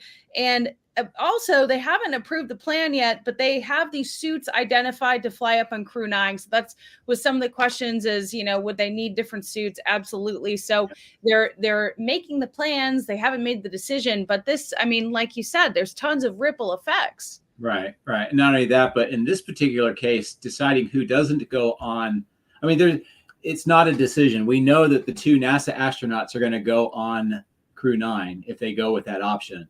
But you have 2 international, one of which is Russian. So you can imagine the diplomatic parts of this going through right now as well. So it's not just as simple as saying we're taking 2 people off. We're taking 2 non-US citizens off on an agreement for, cooperation in space with other nations. And then the follow-up question, and several people asked about that, and they're not in a position to answer because 1, they haven't made a decision, and 2, every decision they make from now on is going to have these huge ripple effects. Well, the 2 that don't go, when do they go next? And, Crew 10's already been picked. They've already been training. Crew 9 has already obviously been picked and training, so it's going to disrupt them. So there's a period of time that they're going to have to go through training for that too. But Crew 10's already set. So that means they have to probably go at least to Crew 11, which would be about this time next year. And that would also presuppose that Starliner is not going to be used, so it'd have to be Dragon again. So I think that's part of their calculation, because I think originally they wanted to try to do a Dragon Starliner kind of mix. So it's possible Crew 11 was slated up for Starliner, which is no longer going to happen. So you can see how this rapidly just kind of dominoes into the future. Yeah, and here's a point, some people are saying send up an empty Dragon. They said that was never considered and that is just not going to happen. And I'm guessing it's just because that would be crazy expensive, number one, just to do a lone Dragon mission just for Butch and Sunny. Do you think it's just expensive? There's an expense, but it's also a practicality. I think there's only 4. I think maybe they're about to use the 5th new Crew Dragon. I think, if I remember correctly, the Crew 10 Crew Dragon is a new one. So let's just call it 5. But there's already 1 up there now. Crew 9 is getting ready to go. Polaris Dawn is 3. And you have Crew 11 or Crew 10 already set up. So there's 4 of your 5. And the question is the other one even in a position to fly yet? Because they have to go through a lot of refurbishment and prepare it for the next mission. And by the way, that means that Crew 11, if it's now Dragon, is going to have to use it. So they're it's not quite as simple as just let's go get another rental car and go. They have very limited resources, and it takes a period of time for them to not only prepare it, but to go through all the training that is required and certifications to make sure that they can go. So I think the reason why they haven't chose it is just because it's not really a viable option. If it was an absolute emergency situation and they had enough time and they could be confident, then they might go through that route. But this is not that case. Right. And thank you for the super chat from TryFly. Couldn't they quantify the risks and let AI make the decision? I'm sure they'd rather AI make the decision because it appears that no one wants to take the responsibility for the decision moving forward. But, as much as we felt like it's Administrator Nelson. Because of all of this, it has to be him now, period. As much as we, didn't get all the answers we wanted, I think we did get enough to sort of narrow down, more of the current situation. So what sort of surprised you or stood out to you the most? What surprised me the most?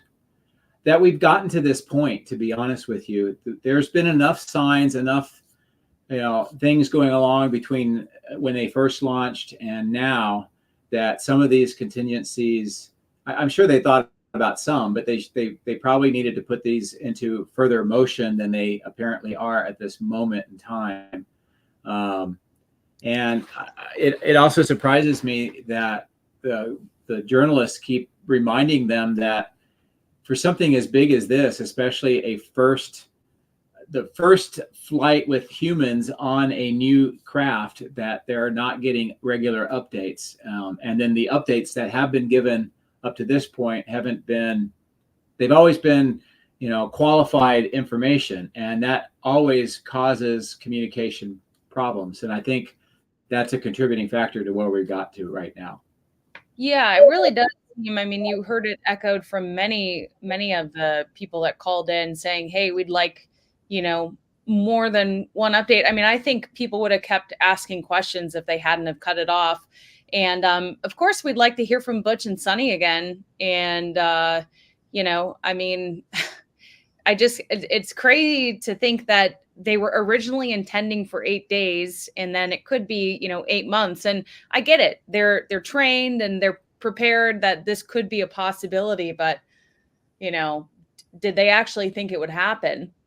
Well, when I was flying in the Air Force, we would train for all kinds of different scenarios, but you realize that some are possible, maybe probable, and the others are highly unlikely. It's nice that they have enough training so they can go until February, but that's a significant change. And on our last video, we talked about the Cygnus NG-21, the 21st CRS that was going to go on Saturday. It ended up going on Sunday. They elected to launch that, so that's no longer really an option if they wanted to take up additional equipment. Now, if they do reconfigure Crew 9, they do have the ballast issue for 2 crew not being on board there. And there was a person that asked, can they use that ballast to take up additional supplies? They're going to have to, because they're going to have, Butch and Sunny have been there a lot longer than planned. And I don't know if they put enough on the CRS-21 to bridge that gap. And I think Steve or one of the people from NASA did actually talk about that. They said, it's great that they're there, but they're also using resources up at a faster rate than we had planned. So yeah, of course. Someone said on X, can't they use the Canada arm to yeet Starliner into space? And Indigo says, can't Starliner be removed by the Canadian arm and berthed to a different port? My guess is no, because berthing and docking are 2 different things, and they use 2 different systems. It also depends, and again, this is just me guessing because I haven't looked at any of the data, but the Canada arm probably has certain limits as far as where it can access and how much mass it can maneuver. So Starliner may be outside of that capability. Now, one of the NASA representatives there was talking about the fact that the undocking is sort of a passive maneuver. In other words, once they release the clamps, they can be pushed away from the station. That's a little bit of an oversimplification. It does need to have thrusters to ensure that if its trajectory is just a little bit off, they can control that. And then, as Steve mentioned, it's not just a pull away and you're done. They have to do a bunch of maneuvers which bring them up and over and in front of the station. And that sounds weird from what we think about here on Earth, but it all has to do with orbital mechanics and what happens with the various orbits when you do that. So it's more than just pushing it away. As far as removing it from one dock to the other, I really don't. It sounds like it could be done, but I don't think that's realistic. And I mean, they talked a lot about the sequence that would have to affect if they make the decision to send the Starliner home unmanned. Starliner first needs to have the software updated, and they have to go through the testing and validation to make sure it is correct. Then they need to undock the Starliner first. And then to get to, you had asked me a question on text on the way here about, would Crew 8 have to be configured for Butch and Sunny? And temporarily, it probably would be, because they need to have something called a lifeboat scenario, which means if something goes wrong, they have to be able to get into a craft to get away from the space station. So what they would probably have to do, or they might have to do, is somehow get Crew 8 capsule configured enough to have 6 people in it for that relocation maneuver, just in case something happens. Because if Starliner is gone and the Crew 8's gone, and they have to maneuver that before Crew 9 can come in, they have to have an option for Sunny and Butch to be rescued from the lifeboat out of the ISS.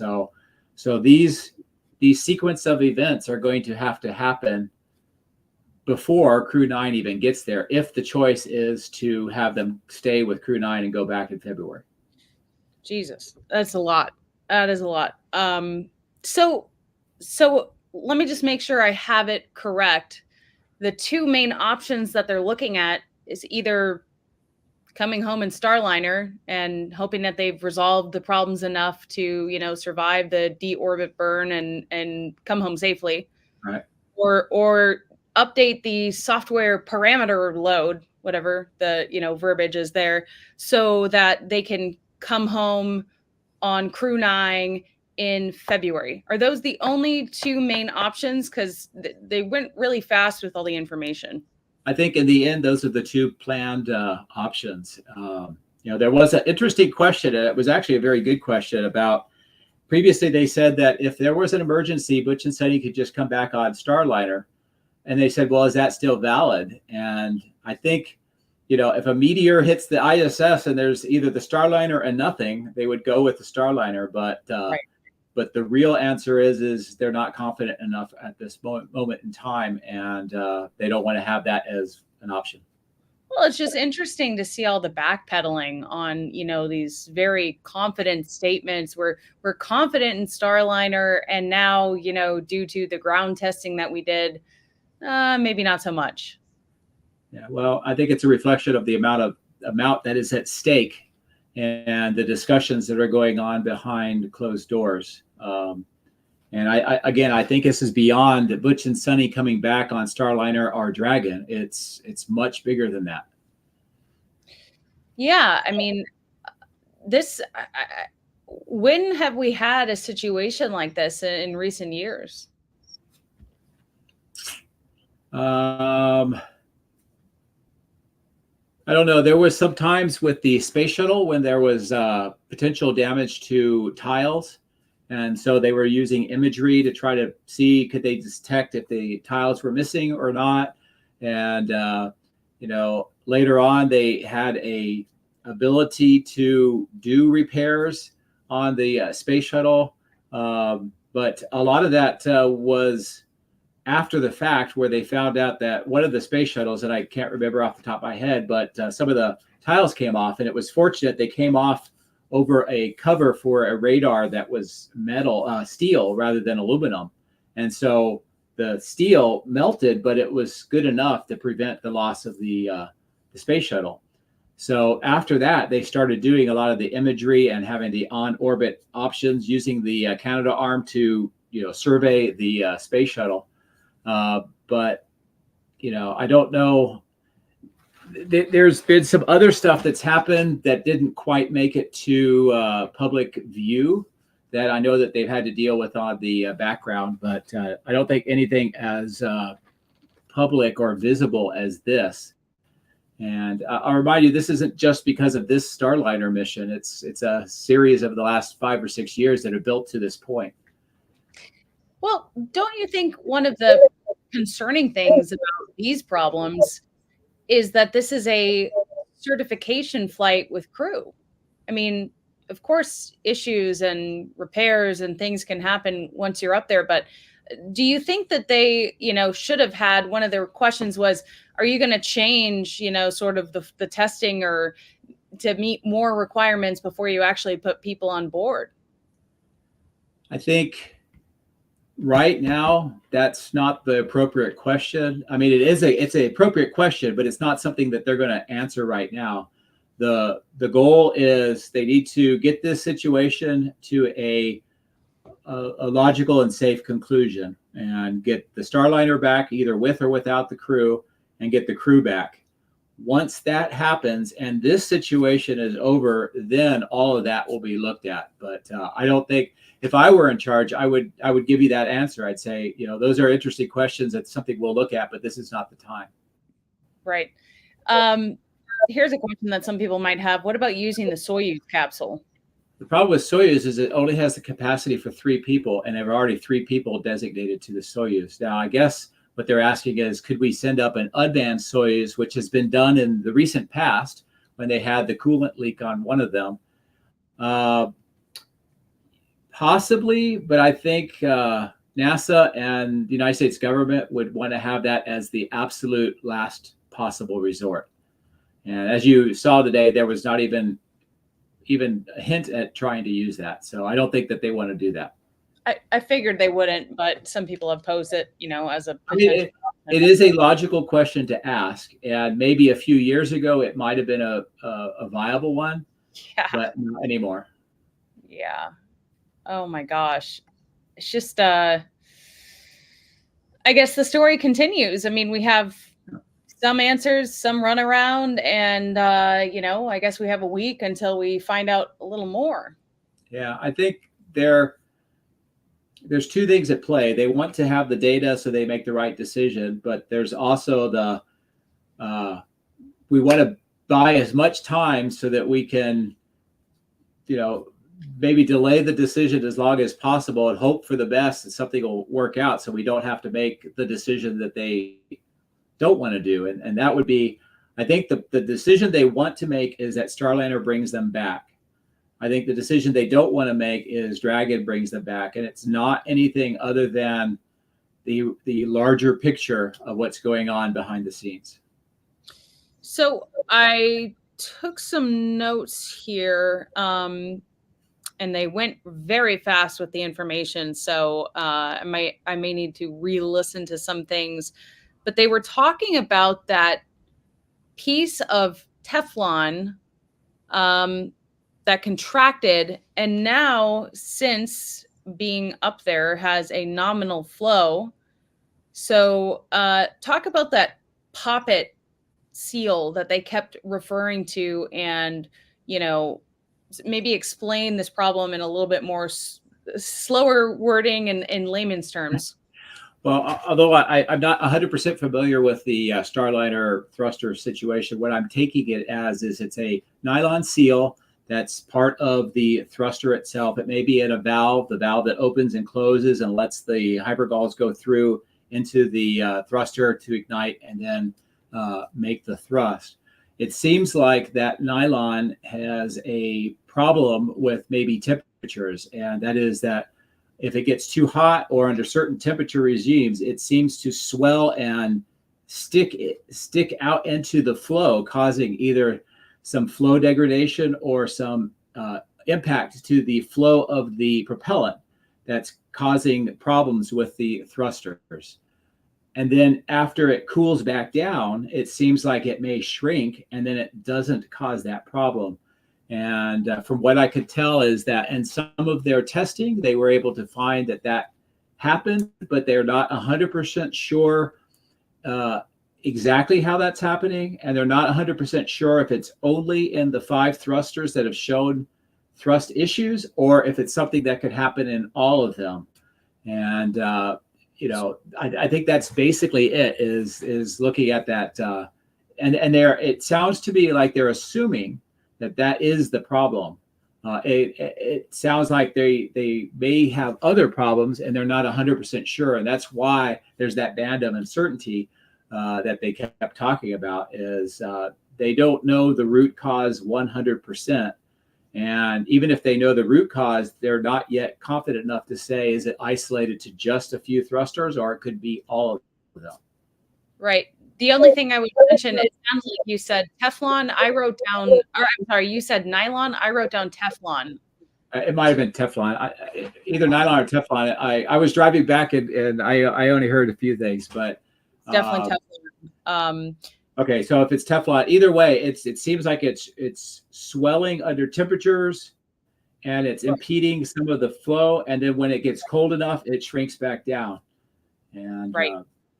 And as Steve was mentioning, the upcoming preparation for deorbit burn, through the deorbit burn, the jettisoning of the trunk, and then going through the atmosphere is going to be a high utilization of the thrusters. So that's why they are concerned, is that it's not like they could we won't use the thrusters very much. It's going to be in a high use flight regime coming up. So let's talk about the software and the fix that's needed. Obviously, this was sort of the big nugget of information from the article that I made the video about. Um, you know, Eric asked today on the call, why would a simple change take several weeks? And whoever was answering said they were going back to the OFT configuration. The team has moved from May of 2022 to flying a crewed mission. And basically, we're asking them to go back 2 years in time and resurrect the initial capabilities. The team is always updating mission data loads. I just don't understand why this was either removed or, changed in some way. Do you have any insight onto, if this was a big screw up on their part or just something that is normal and I just don't understand because I'm not a software engineer? Yeah, neither am I.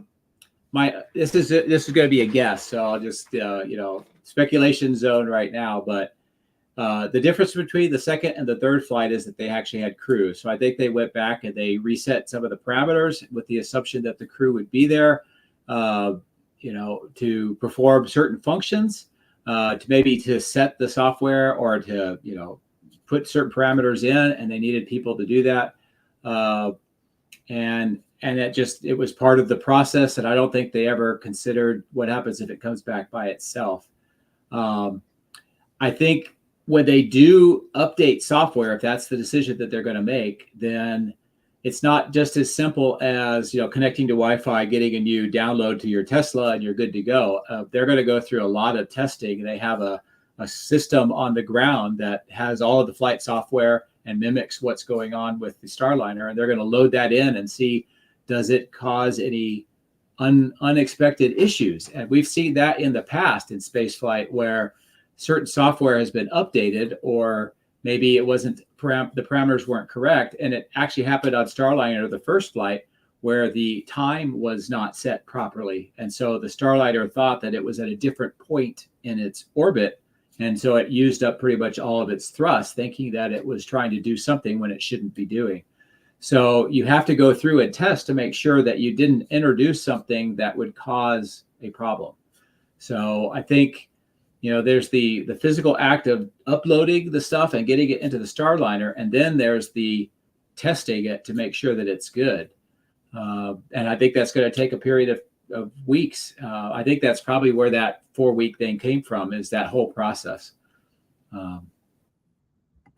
I think that's going to be, after they get the Starliner and Butch and Sunny home, that's going to be something they're going to look at and figure out, how did we get to the point where we didn't have parameters that could make the Starliner into autonomous to be able to operate without a crew? And I'm just going to mute you for this part because apparently there's feedback. So if you guys can let me know, I have Joe muted when I ask the question. So you could just let me know really quickly if you don't hear the feedback anymore. And I'll just look at the comments here for a second because I don't know why there's some feedback issue. Come on, people. I need your help here. I don't hear any. Okay, it seems to have solved the problem. So, but you can still hear me, Joe.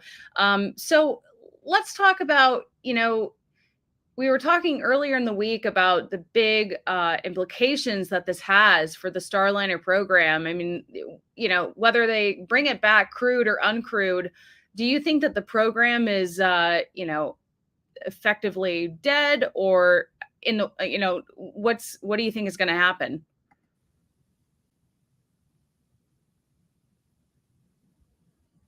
Oh, now I can't hear you. How about now? Okay, now I can hear you. Okay, I was trying to see if it was my microphone. Yeah. That's a good question. First off, NASA really wants to have two different ways of getting astronauts to the ISS, and I think that that's going to be a requirement that they're going to desire, and that's going to color that discussion. Second of all, they want to have this so that they can get astronauts to the ISS, and we know that the ISS has got kind of a lifespan now of about 6-ish plus or minus years. So they're going to want to balance the need to have two different independent ways of getting astronauts up to the ISS with the amount of time that's left while we have an ISS. Because let's say it takes Boeing, we already know it's been delayed a year once this flight has been completed, because they're going to want to at least go through a design review and find out what's going on, make the corrections, and then decide what the plan is. So it's already delayed at least a year. So that puts it into the end of 2025, which means they will probably not launch until 2026, a crew, which means we only have 4 more years left. And if they do the every other launch with the Dragon, is what they've been trying to do, that means that there's only, what is that? Public math here, 5 or 6 more launches left.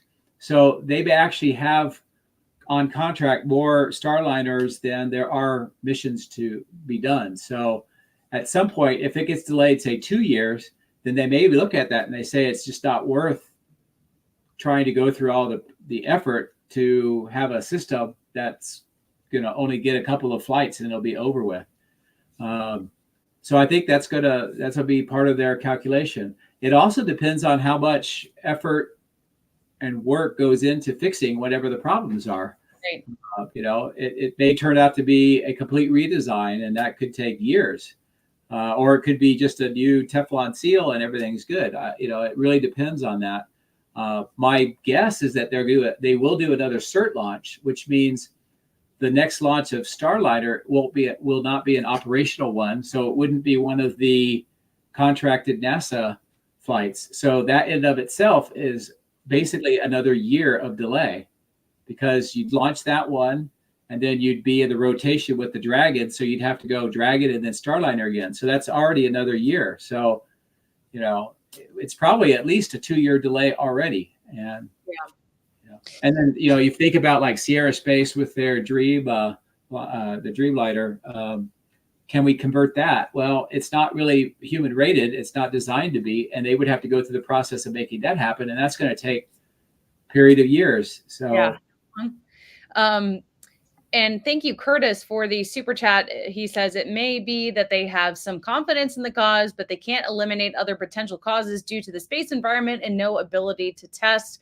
I agree with you. And I want to point out this number from an article that literally just came out. Since its inception, the Starliner program has cost Boeing a staggering $5.8 billion more than SpaceX spent on its successful Crew Dragon program.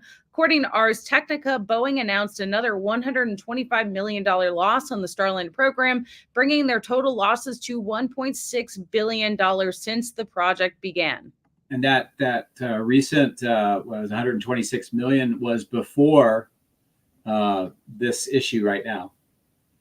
So, we've talked about this before. Not only is Boeing paying for this flight and all of the things that are going on with the Starliner, but they're going to now, the question is going to be is who pays for, if the Dragon goes up, who pays for that?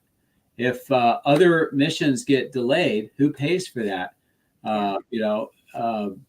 So the costs are only going to extend. And then I remind you that they're on a firm fixed contract, which means that any of the design fixes, the testing, the certification, all of that is going to be on Boeing. So it's going to be like at least another flight worth of costs. So that's sort of the wild card is, does Boeing say, thank you for giving us the opportunity, but we've now decided it's not within our business model to continue. It's possible Boeing could do that too. Up until now, they've said they're committed to it, but we'll see. It's crazy. Thank you, Scott, by the way. Yeah, no, I'm reading. There's so many comments. There's over 5,000 people watching, and there's a lot of attention on this issue. And I think a lot of us in the chat were a little bit frustrated at some of the non-answers, some of the professional pivoting that we Some heard. of that's unfortunate. Some of that is they honestly don't have another option.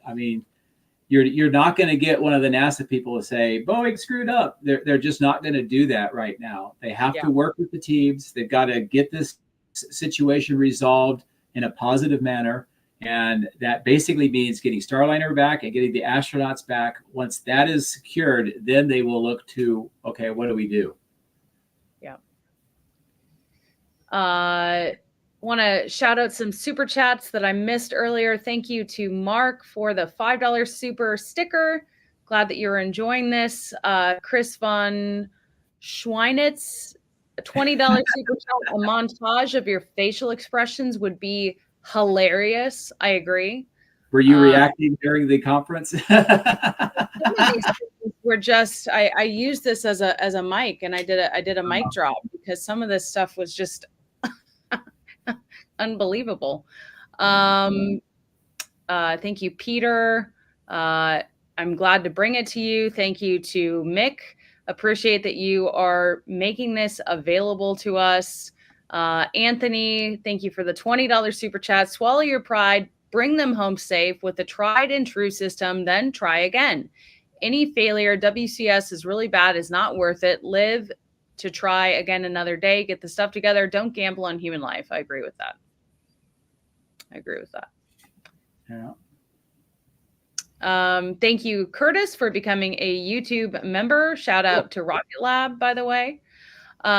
He's a big Rocket Lab fan, and I'm a fairly new Rocket Lab fan. I saw the Wild Wild Space documentary kind of following the journeys of Astra and Rocket Lab, and it would be cool to go to New Zealand someday and check that out. Alexander, thank you for the super sticker. And CalTex01, thank you for the very generous super chat. Wow. I don't think I've ever seen your username before, but Ellie is always on the spot with breaking news. Thanks. Well, try to bring you guys, sort of what's going on in the news cycle, because that was my job before this. So this is like the story right now. Yeah, it really is. I think it's all over Reddit, and I mean, like I said, the video that I made 2 days ago has over 260,000 views. And in 2 days, that's quite a lot for my channel. I think the only time I'm going to get that is with an Elon Musk interview. So, which by the way, is very close to 1 million, but it's not quite there yet. But I think I'm going to wrap up so I can sort of make a recap video, because not everyone's able to watch the live stream. But thank you to everyone. Ali says the channel is really becoming super popular. Feel pride and also inspiration. I'm so happy to hear that. And like I said, I think it's important to make just a quick little highlight recap of this, as not everyone watches the replay. And since I'm a one-man band, I got to do it myself. But I did get a new banner, by the way. So if you go to my page, I paid someone on Fiverr to make a new banner for my channel, and I'm very excited about it. So we're going to get rid of the Ellie astronaut one? No, not that one. I had just like a very basic, it was just text that said Ellie in space, and it kind of had like a generic background. And so I made a very, unique banner. Well, I didn't make it. I paid someone to make it. But but yeah, I think is there anything else that you wanted to add before I hop off and continue to edit?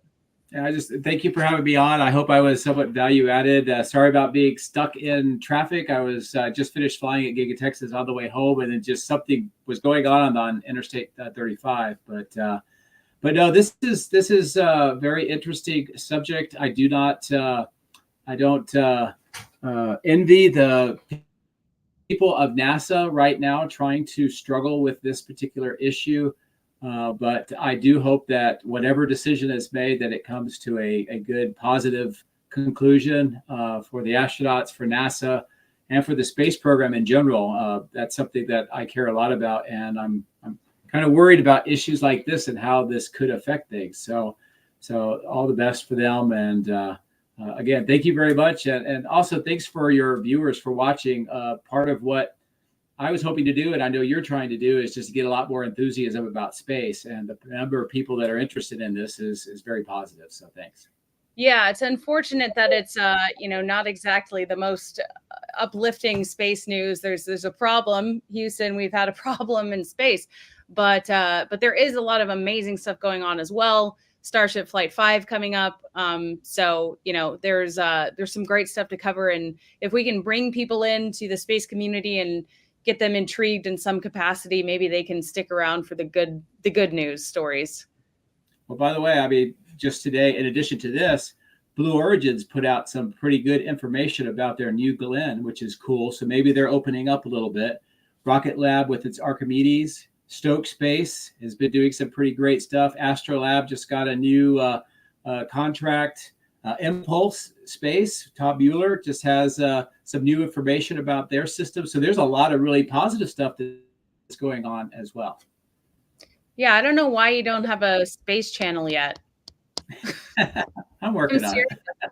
Well, actually, don't make one so I can just continue to, you know, steal you for mine. But I do appreciate you. I mean, obviously, you follow this stuff as an avid fan yourself. And so I really appreciate your expertise. Sometimes if people aren't familiar with you, they say, who the hell is this guy? And this guy knows his stuff. So, Joe, you know, you typically cover what's going on at Giga Texas and do your several times a week drone flights, but you wanted to be an astronaut and you have the background to prove it. Yeah, well, this gives me a little bit of opportunity to play in the space, I guess. Yeah, no, I appreciate the, you know, and you're usually pretty available to be a commentator. So I do appreciate that too. Not everyone's so easy to get a hold of. So I really do. We love your commentary, and Scott says you both work great together. So you bring the brains and I bring the pink outfit. I don't know. But thank you guys so much for watching. Really appreciate it.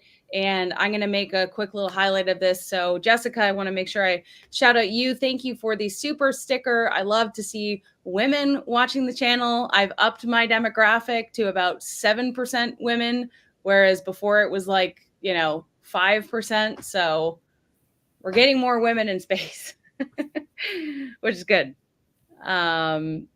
But awesome. Well, thank you guys so much. I'm going to end the stream and stay tuned for the highlight.